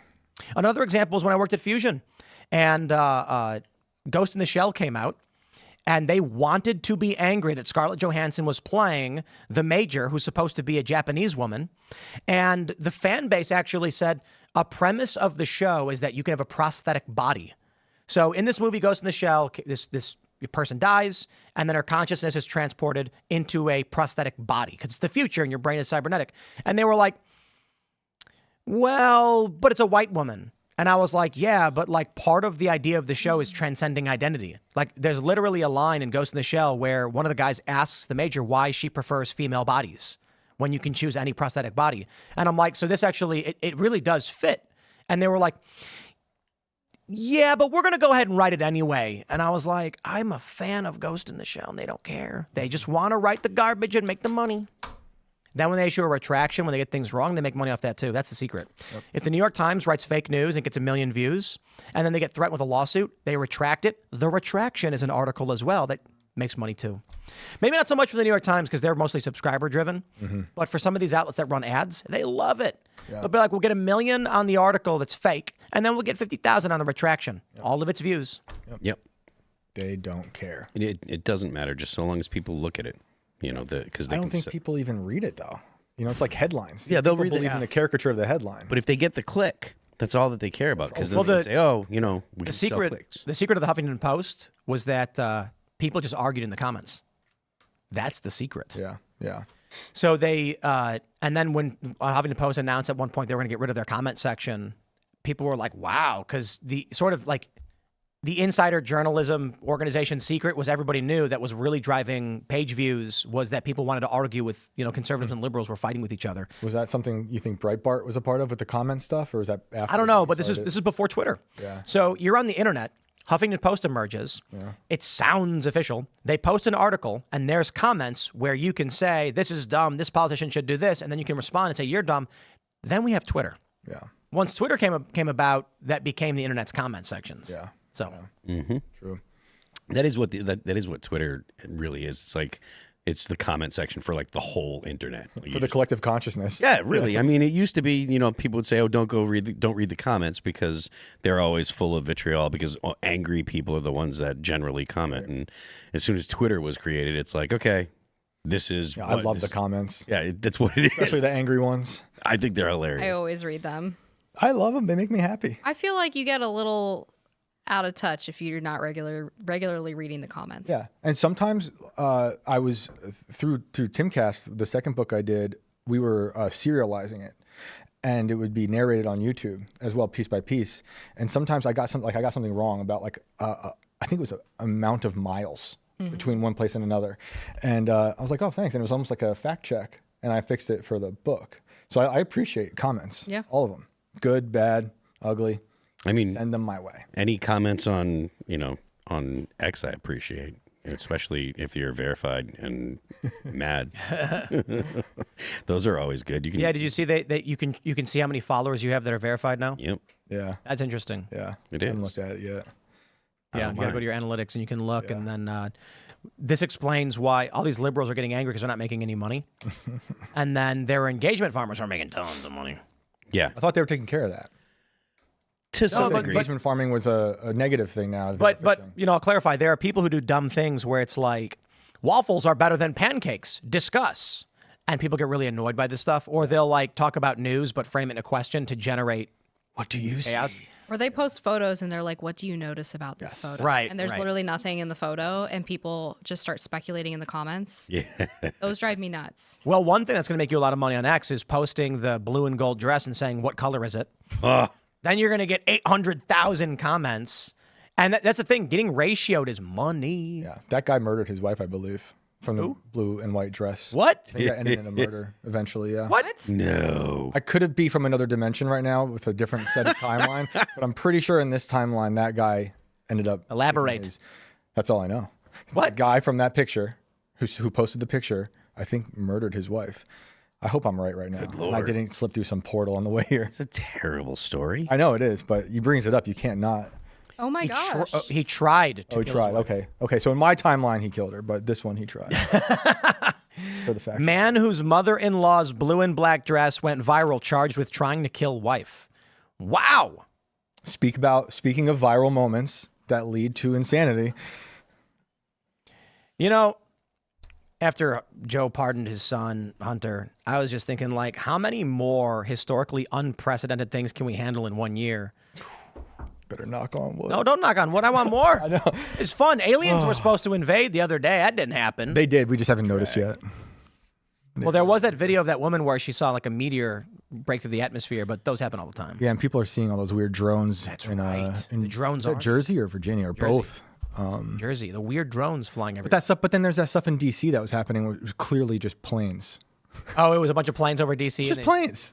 And lens flares. You know, like J.J. Abrams lens flare. Yeah.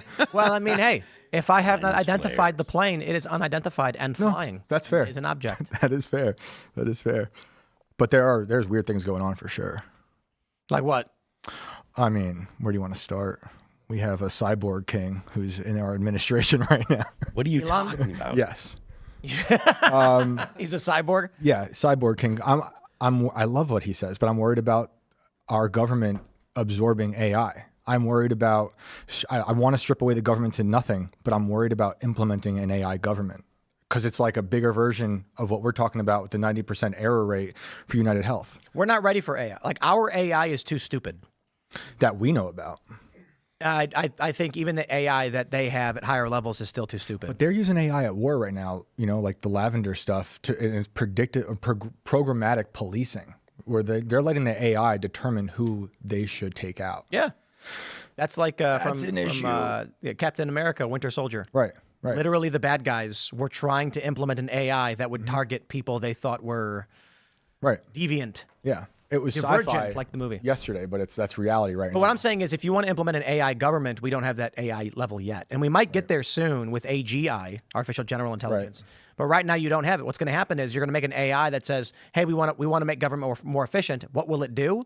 It'll create a bunch of bloated bills, overspend, and then bankrupt the country and open our borders. All it's going to do is look at what humans have done and then say, this is the way government should work. And we're all sitting here being like, no, it should not work. Don't put Gemini in charge. The wrong one. The fact that AI is progressing and there are so many companies working on it is why I bought a lot of NVIDIA stock. Do you worry about it ruining the music industry?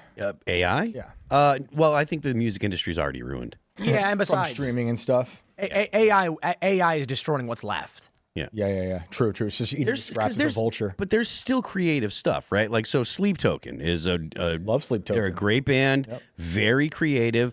They really do cross a lot of genres. I think that it's really cool that a lot of modern acts are not limited to genre the way that they used to be. There's a lot more crossover and different styles of music that's coming together.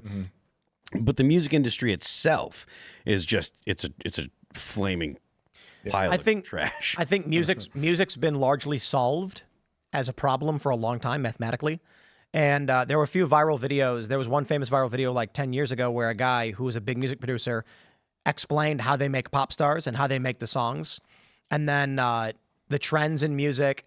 There was one video I watched where a music producer explained, I forgot what it's called, but it was the OEO trend that we saw in music for a while, where all of these big songs. And it's like basically what happens is there's a certain song that will get a lot of attention and they'll remake it 800 times in ways that's hard for you to recognize, but we can see it when we're doing the mix and in the background. Beats per minute, the key of the song, the pacing, the time, all of that stuff, and it's all the same. There was one viral video, like I think this was like 15 years ago, where a guy took some random woman who could not sing and then made a pop video explaining how fake and manufactured everything is. So this was when I was a kid. Remember when like lip syncing was just hellworthy trespass? Million or whatever. Was it Milli Vanilli. Yeah. Now it's expected. Yeah. Now they're backing tracks. Yeah. And you'll see a singer on stage not singing and then just do a few lines and it's normal and it's allowed. Milli Vanilli need a redemption arc now. I mean, Girl, you know those it. guys. I'm sorry. It's ridiculous, but that is the norm now. It's ridiculous. But I think mathematically music's solved, and they figured out how to make the most mentally appealing array of sound mathematically. That's part of good. But AI has just cranked it up to the millionth degree. That's part of why I think theatrics have become such a big factor in live music today. Whether you're dealing with bands like In This Moment or a band, at least in hard rock and stuff like that. In This Moment, bands like Sleep Token, Rock Loose on Jimmy Kimmel. Yeah, Pyrotechnics. And there's that kind of stuff. The whole the way that Rammstein puts on their shows and stuff. Marilyn Manson. These are all acts that they're not just music. In the 90s, there was such a backlash against the theatrics of the 80s. Everybody wanted to come out wearing their dad's sweater and baggy ripped jeans and just play their instrument, and that was the focus. Nowadays, it's totally different, and if you don't have something that sets you apart from other bands, something that's memorable, even if you have good songs and good music, it's tough to get some kind of traction. Thinking of Phil Anselmo saying, "We don't have dragons coming out of the speakers." I Were you thinking that? I saw it in your I thoughts. love that. I love that quote. And I'm a huge fan of Pantera, and that's they were a big influence on like the way that All That Remains presented ourselves for a long, long time. We were just like, we're not going to get dressed up. It's like I would go on stage wearing shorts and just a cut off sleeve T-shirt. And there are bands like Killswitch Engage. Adam would wear ridiculous things because he was making fun of bands that would get dressed up in theatrical stuff, and he would literally wear a tutu. Like there were times where he'd wear a cape, just to look silly. But nowadays, new bands, you really need some kind of something to stand out. Yeah, to set you apart. I saw Black Dahlia Murder in fat suits. Yeah. Now, Rest in peace, Trevor. with I use Suno a lot, the AI music generator, and if you have it make a song with lyrics and words, it'll kind of be really, not very good. D-. Like it's a song. But the lyrics are usually the cheesiest of dirt rhyming and, rhyming you with you and things like that. But if you don't put in any lyrics and ask it to make an instrumental song, it will make an amazing instrumental song. Yeah. That in my view, like one of the key components of the music industry is making music for video, for intros, for outros, skate videos, for instance. I'm talking to the crew here, and I'm like, we don't need to license music anymore if we're looking for backing tracks. Just go on Suno, type in the kind of song you want, hit render, and it'll give you 1 minute to 2 minutes of a song you can use for the background of anything you need. That's crazy. Done. And it costs like $1. Right. So now the musician who used to sit in his room and make these songs and was making, a living, done. This is something that I have harped on forever.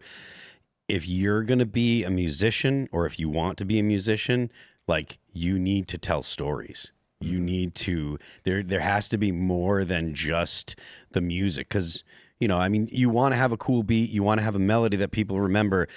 But when you write lyrics that speak to people, that people can relate to, like, that's what people will keep coming back to listen to. Our biggest song is a love song, and we're not thought of as like that kind of band. We're thought of as a heavy metal band, and I'm a screamer and blah blah blah. But our biggest song is still "What If I Was Nothing," and that's that song was literally about an argument me and my ex-wife had at the time. Just connects. Because people can relate, and that's really what you're trying to do. You're trying to relate to people. So if you're an aspiring artist, go out and live life. There's an artist that I was friends with, that I was also friends with her producer, and we were talking about some of the stuff that they were doing, and they had some really cool stuff, and there was this great line, and she was a female artist, and one of the lines they had was F my safe word, don't you stop, because she wanted to be like an LA grungy, dirty kind of thing, but she wasn't genuinely that person. They were like, what does she need to do? They asked me, like, what do you think she needs to do? And I was like, she needs to go get on heroin for a year and then get off of it. Because she was young and she didn't have a lot of experiences. She needed to go and live life and have something to actually write about that people could relate with. I saw a really interesting video from Ben Affleck, of all people, recently talking about AI in movies, and he said something about how AI can't account for taste. And that's the one area where humans will always have the competitive advantage, is knowing when to stop. You don't agree? Absolutely not. Why? He's looking at AI as it is now. So you can't do that. I make this point quite a bit. If you go on my Instagram and scroll way back to 2 years ago and look at the early AI-generated image of Nancy Pelosi, it looks like a caricature, grotesque image. If right now, and it was a year later I brought this up, you could render a full, normal-looking picture of her. Today, you can make a full video of her purchasing $15 ice cream, and it looks real. So Ben Affleck's looking at the modern iteration of AI video and being like, but it doesn't understand taste. Humans are gonna, nope. I don't know. I just don't think you can replicate art with a machine. What I'm seeing when I ever have these conversations with pro AI people, because I don't participate in AI. But look at music. Music's done. But there's people who don't care. I don't agree with that, actually. I mean, so I'm a huge country music fan, and one of the biggest things that's happened in the country music industry recently is that there's a huge growth of independent artists outside of the Nashville machine that have gained amazing traction for doing exactly what Phil's talking about, telling stories. Like, you look at people like Charles Wesley Godwin, Wyatt Flores, Coulter Wall. Sierra Farrell. Exactly. Yeah. They're incredible. And the AI is going to take them all, analyze how long someone listens to one part of the song. It doesn't just know what song you like. It knows when you're, like, if you're playing the song on your phone, it's got the camera looking into your eyes. And it knows what part of the song triggered an emotional response. But how do you replicate Charles Wesley Godwin walking through the streets of West Virginia and seeing street graffiti on a bridge and making a story out of it? The AI literally will just do that. What do you mean? Because that's a unique concept. Yeah, and that's come from real lived experiences. But you don't know that use a leftist term, but you don't know that's real. So if I told a story, if I wrote a song where I said how I was, driving in the backcountry in West Virginia and I saw an injured dog, and I got out and he came up to me and he was scared and I brought him in my car, and then we drove down and I looked for a vet, but he didn't have an owner, so I decided to adopt him. People would be like, "Wow, I made all that up. It's not real." This really, really bummed me out. The song "The Freshman" by the Verve Pipe, it's totally fake, and that's why a lot of artists always said never tell people what the song's about because they'll get bummed. Because when you listen to that song, it's about dudes and like these people who are early in college, and this guy's girlfriend commits suicide, and now they don't know how to react to it, and he's like, he never really wept, and it's not our fault, we're not responsible for this. And then when you ask him about it, he's like, I was just writing a story. And it's like, well, it was a really great song. It's kind of a bummer because you thought it was real, but it wasn't. AI is going to analyze that to the T, and it's going to replicate it. It absolutely What's will. going to happen is when it becomes indistinguishable, like what you're saying, people are going to start debating with themselves and others, does it matter? To me, like it matters. But then they'll say, if you can't tell, Right. why does it matter? Look at Nirvana. Yeah. When Smells Like Teen Spirit, those lyrics are gibberish. Yep. And I met a producer when I lived in Seattle who had worked with early Nirvana, and he said that Kurt would often just groan melodies and then scribble random words to fit the melody structure because he liked the way the song was. That's it. Yeah. And I was like, sounds about right. Some of the songs are legit. Like early Nirvana did have songs that were about things. Some of them were obviously just gibberish. You know, like But that is an anomaly. You know, like it is. You're right about like a lot of their stuff was just gobbledygook. But at the same time, like that isn't something that happens all the time. Just like the song "Hook" by oh, dude, Traveler. it's a great song, but literally he's saying it doesn't matter what I say. So you can like there is substance to the argument that it can be faked, but if you're telling a story that people can relate to, people do care because, I mean, I've had thousands and thousands of people come up to me and say, this song really helped me through a hard time in my life. Yeah, and I guess my point about country music and the way that industry is changing is that there was a genuine appetite for something that wasn't overly produced radio BS about trucks and guns and fishing, right? Like people wanted a real human emotion expressed in their songs, and luckily you had all of these amazing artists out there who were doing that and got famous because of it. So we're going to go to Super Chats. Before we do, I have a prepared statement. We have to be very careful. Many are wondering what's going on pertaining to the lawsuit that I filed in defamation over the Harris campaign, which is ongoing. And I have this to say, quote, we have some positive updates coming in the lawsuit. I can't speak on it just yet, but more info is coming. So that's all I can say for now. Dang. But I will stress again, we have some positive updates coming. I can't say much on that, but stay tuned. And you will hear something soon. All right, let's grab Super Chats. Make sure you smash the like button, share the show with everyone you know. Head over to timcast.com because we're going to hang out in that members-only uncensored show. Kyle N says, love the show. Keep up the good work, everybody. Really do appreciate it. Death from Afar and Fishing says, 2 more days, Tim. On December 7th, 1941, when all the people came together in the attacks of Pearl Harbor. What a brutal, brutal, and awful day. Oh, Japan, they made a mistake. They made a big mistake. Jason Dixon says, if she don't hawk Tuah, I don't talk to her. You're supposed to put talk Tuah. Talk Tuah. Missed All right. opportunity. El Rojo says, Tim, the reason the gun malfunctioned is because tilt barrel pistols like the Glock require a booster when suppressed to cycle properly. Subsonic rounds don't have enough energy to cycle the slide.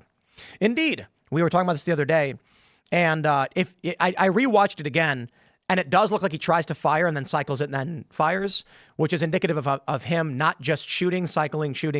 He does try, and it doesn't work. So interesting. Sam Uri says, Tim, did you ever think Cenk came on your show to see how Timcast works on the Inside and Steel production ideas? No. And I also don't care if he did. If Cenk came on the show and came here and said, Tim, explain to me how everything works and how your production is, I'd be like, here we go. Here's how we do it. This is the way we operate. You know, I like Elon Musk. He says they don't have patents. Have you seen him talk about this? Because no one can steal it.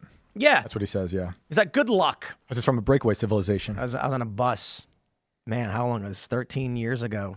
And I was working on an app with a small startup group. And so I'm hanging out with a friend on a bus in LA. And I'm explaining what our company does. And it's like, here's the plan.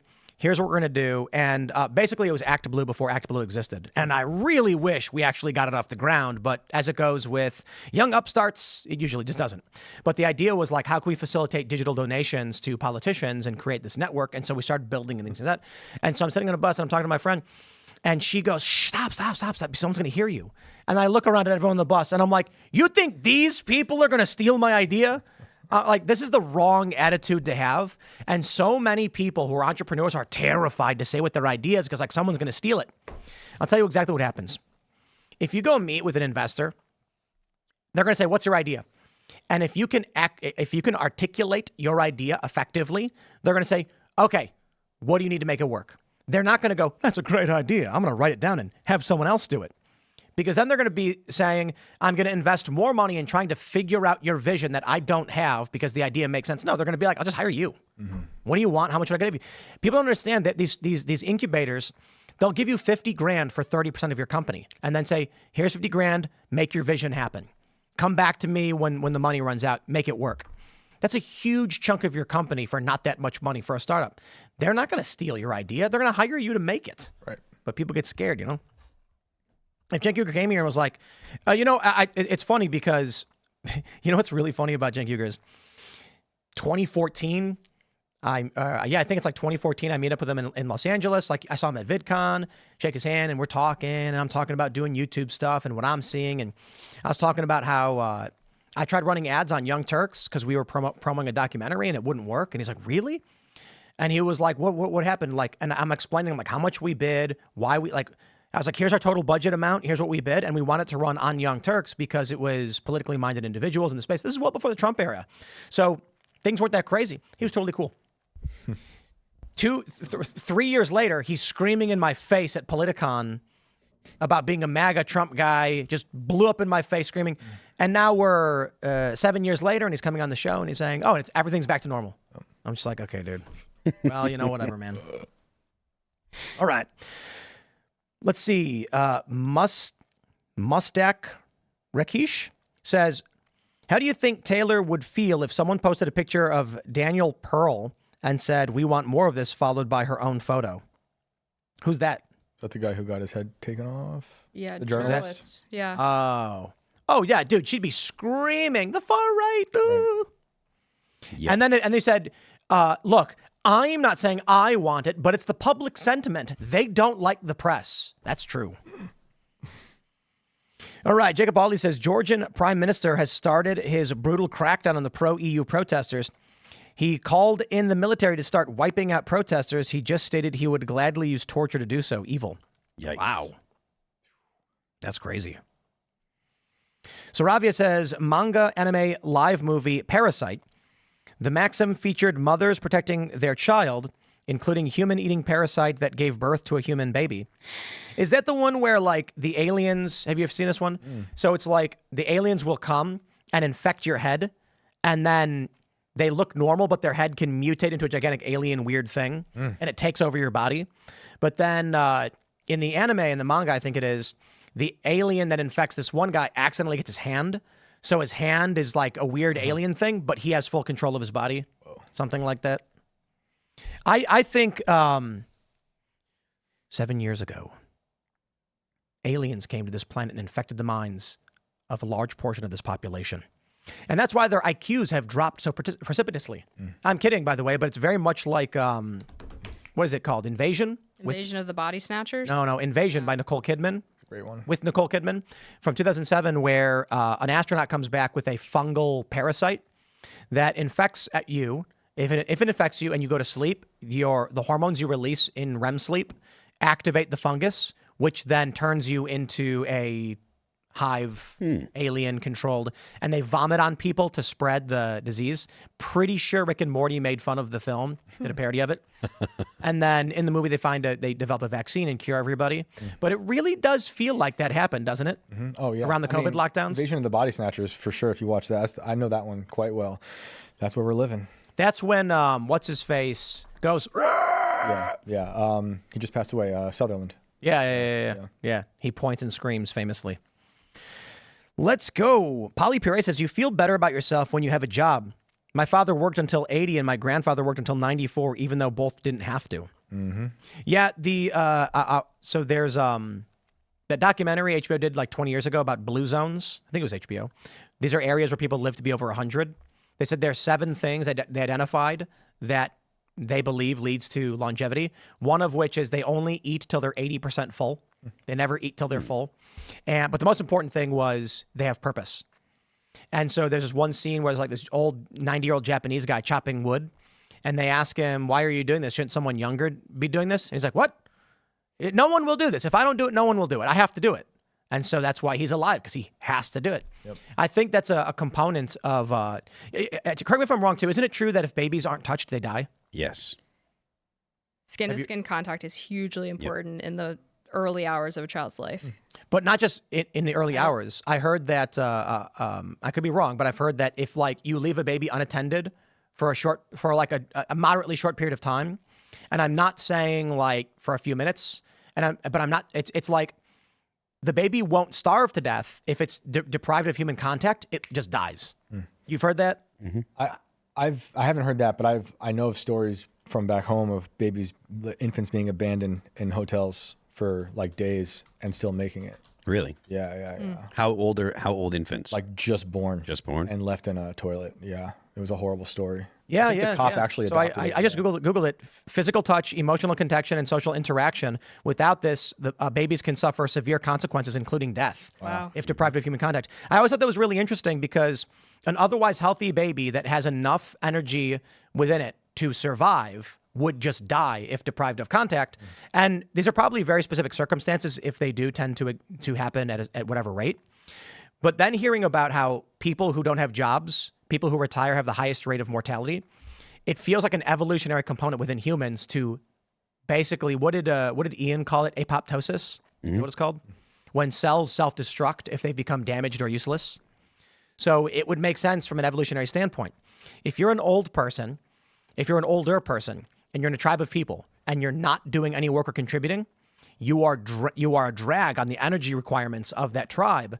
So it makes sense that your body would be like shutting down. Right. That tribes where the people who are no longer contributing pass on quickly are more successful than tribes of people where they have to maintain a large elderly population. So maybe that's why people who work, and that's also why babies who are deprived of human contact just cease being alive. Yeah. Because they're not part of the tribe. They're not growing. It's not an efficient use of energy resources. It's why lockdowns were so destructive to the world. All right. Jen Desai says the ACA mandates health insurance companies can only use 20% of premiums to pay for their operations. 80% has to go to healthcare. Look up ACA 80-20 rule. ACA wrecked health insurance. Interesting. Yes. Harry Lawrence says UHG is part of Optum. Optum made mucho money by implementing the Obama portal for the ACA. Then each state also hired them to create their portals as well. The ACA made all of this get worse for everybody. Yo, I was pissed when they introduced the individual mandates. You remember that? Yeah. I was like, dude, I don't make enough money to be forced to pay for this.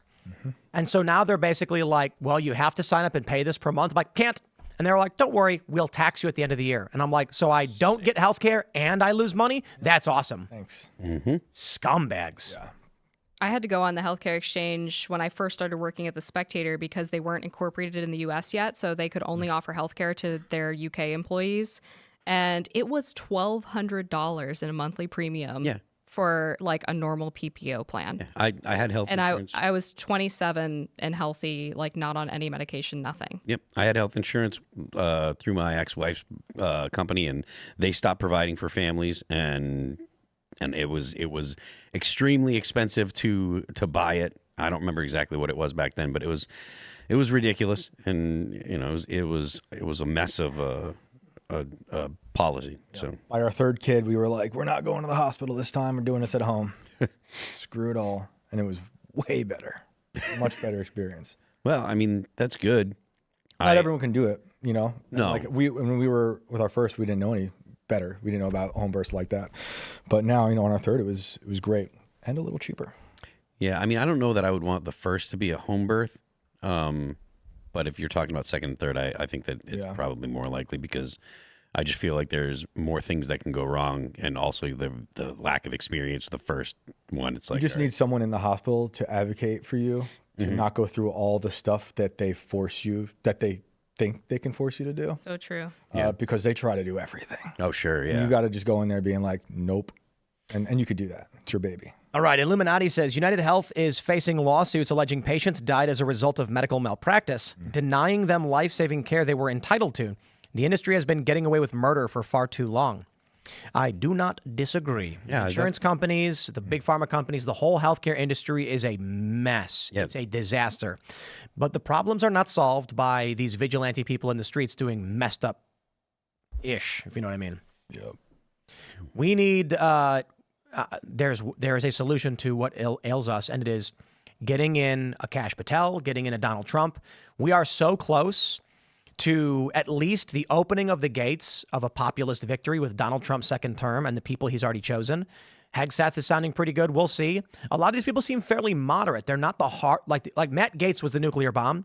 Kash Patel's not some crazy, unhinged, burn the FBI down kind of guy. He's fairly moderate. He didn't say he's going to fire the FBI. He didn't say he's going to abolish it. He said he's going to go have him solve crimes. So they should be happy with that. And Hegseth is not some hippie, libertarian, anti-war guy either, but he's going to listen to our soldiers. He's going to do a better job of it. With what's going on in the healthcare industry, you look at the power that the people on X have when they express their opinions and Trump listens, like when he got rid of Chronister. I'm saying we are so close to seeing major victories and reformation and accountability. The stupidest thing anybody could do is engage in violence like this, if it is ideologically driven, these leftists are nuts. Yeah. They're just going to ruin everything. That's what they're good at. Indeed. Maybe that's the point. People are crazy. All right. Shooter McKevin says, let's not forget that Taylor Lorenz's uncle is involved with the Internet Archive and allegedly wiped her upper class history. Ironic on the celebration. What? But you don't need to be related to someone for that. You could hire a service, and they're not expensive. I mean, they're more expensive. Like the average person's not going to pay for it, but for the average public figure, you pay a couple grand, and a company will go and just wipe the internet of your existence. Still interesting. Yeah. All right, everybody, smash that like button. Share the show with everyone you know. Become a member over at timcast.com. Do it. We're going to have that members-only uncensored show. We're going to hang out. We're going to talk to you guys as members. And, of course, if you become a member of Timcast at least $25, not only do you jump the line and get to submit questions immediately, but I hereby decree you're a doctor. For whatever that's worth, you can put doctor in your name because I said so. All right, everybody, you can follow me on X and Instagram at Timcast. Check out the Members Only Uncensored show coming up. Amber, do you want to shout anything out? Absolutely. You can follow me on X at Amber Marie Duke, and also check out my book, The Snowflakes Revolt. That's available on Amazon Bookshop or wherever you buy your books. Awesome. Awesome. You can find me everywhere at Shane Cashman, and the show is on Sundays at 6 p.m. Eastern, Inverted World Live. We'll see you there. I am Phil That Remains on Twix. You can subscribe to me there. I'm Phil That Remains Official on Instagram. The band is All That Remains. You can check us out on Apple Music, Pandora, Spotify, Amazon Music, YouTube, and Deezer. We have 4 new videos out: Forever Cold, Let You Go, No Tomorrow, and Divine. And don't forget, the left lane is for crime. We will see all of you at timcast.com in about a minute. Thanks for hanging out.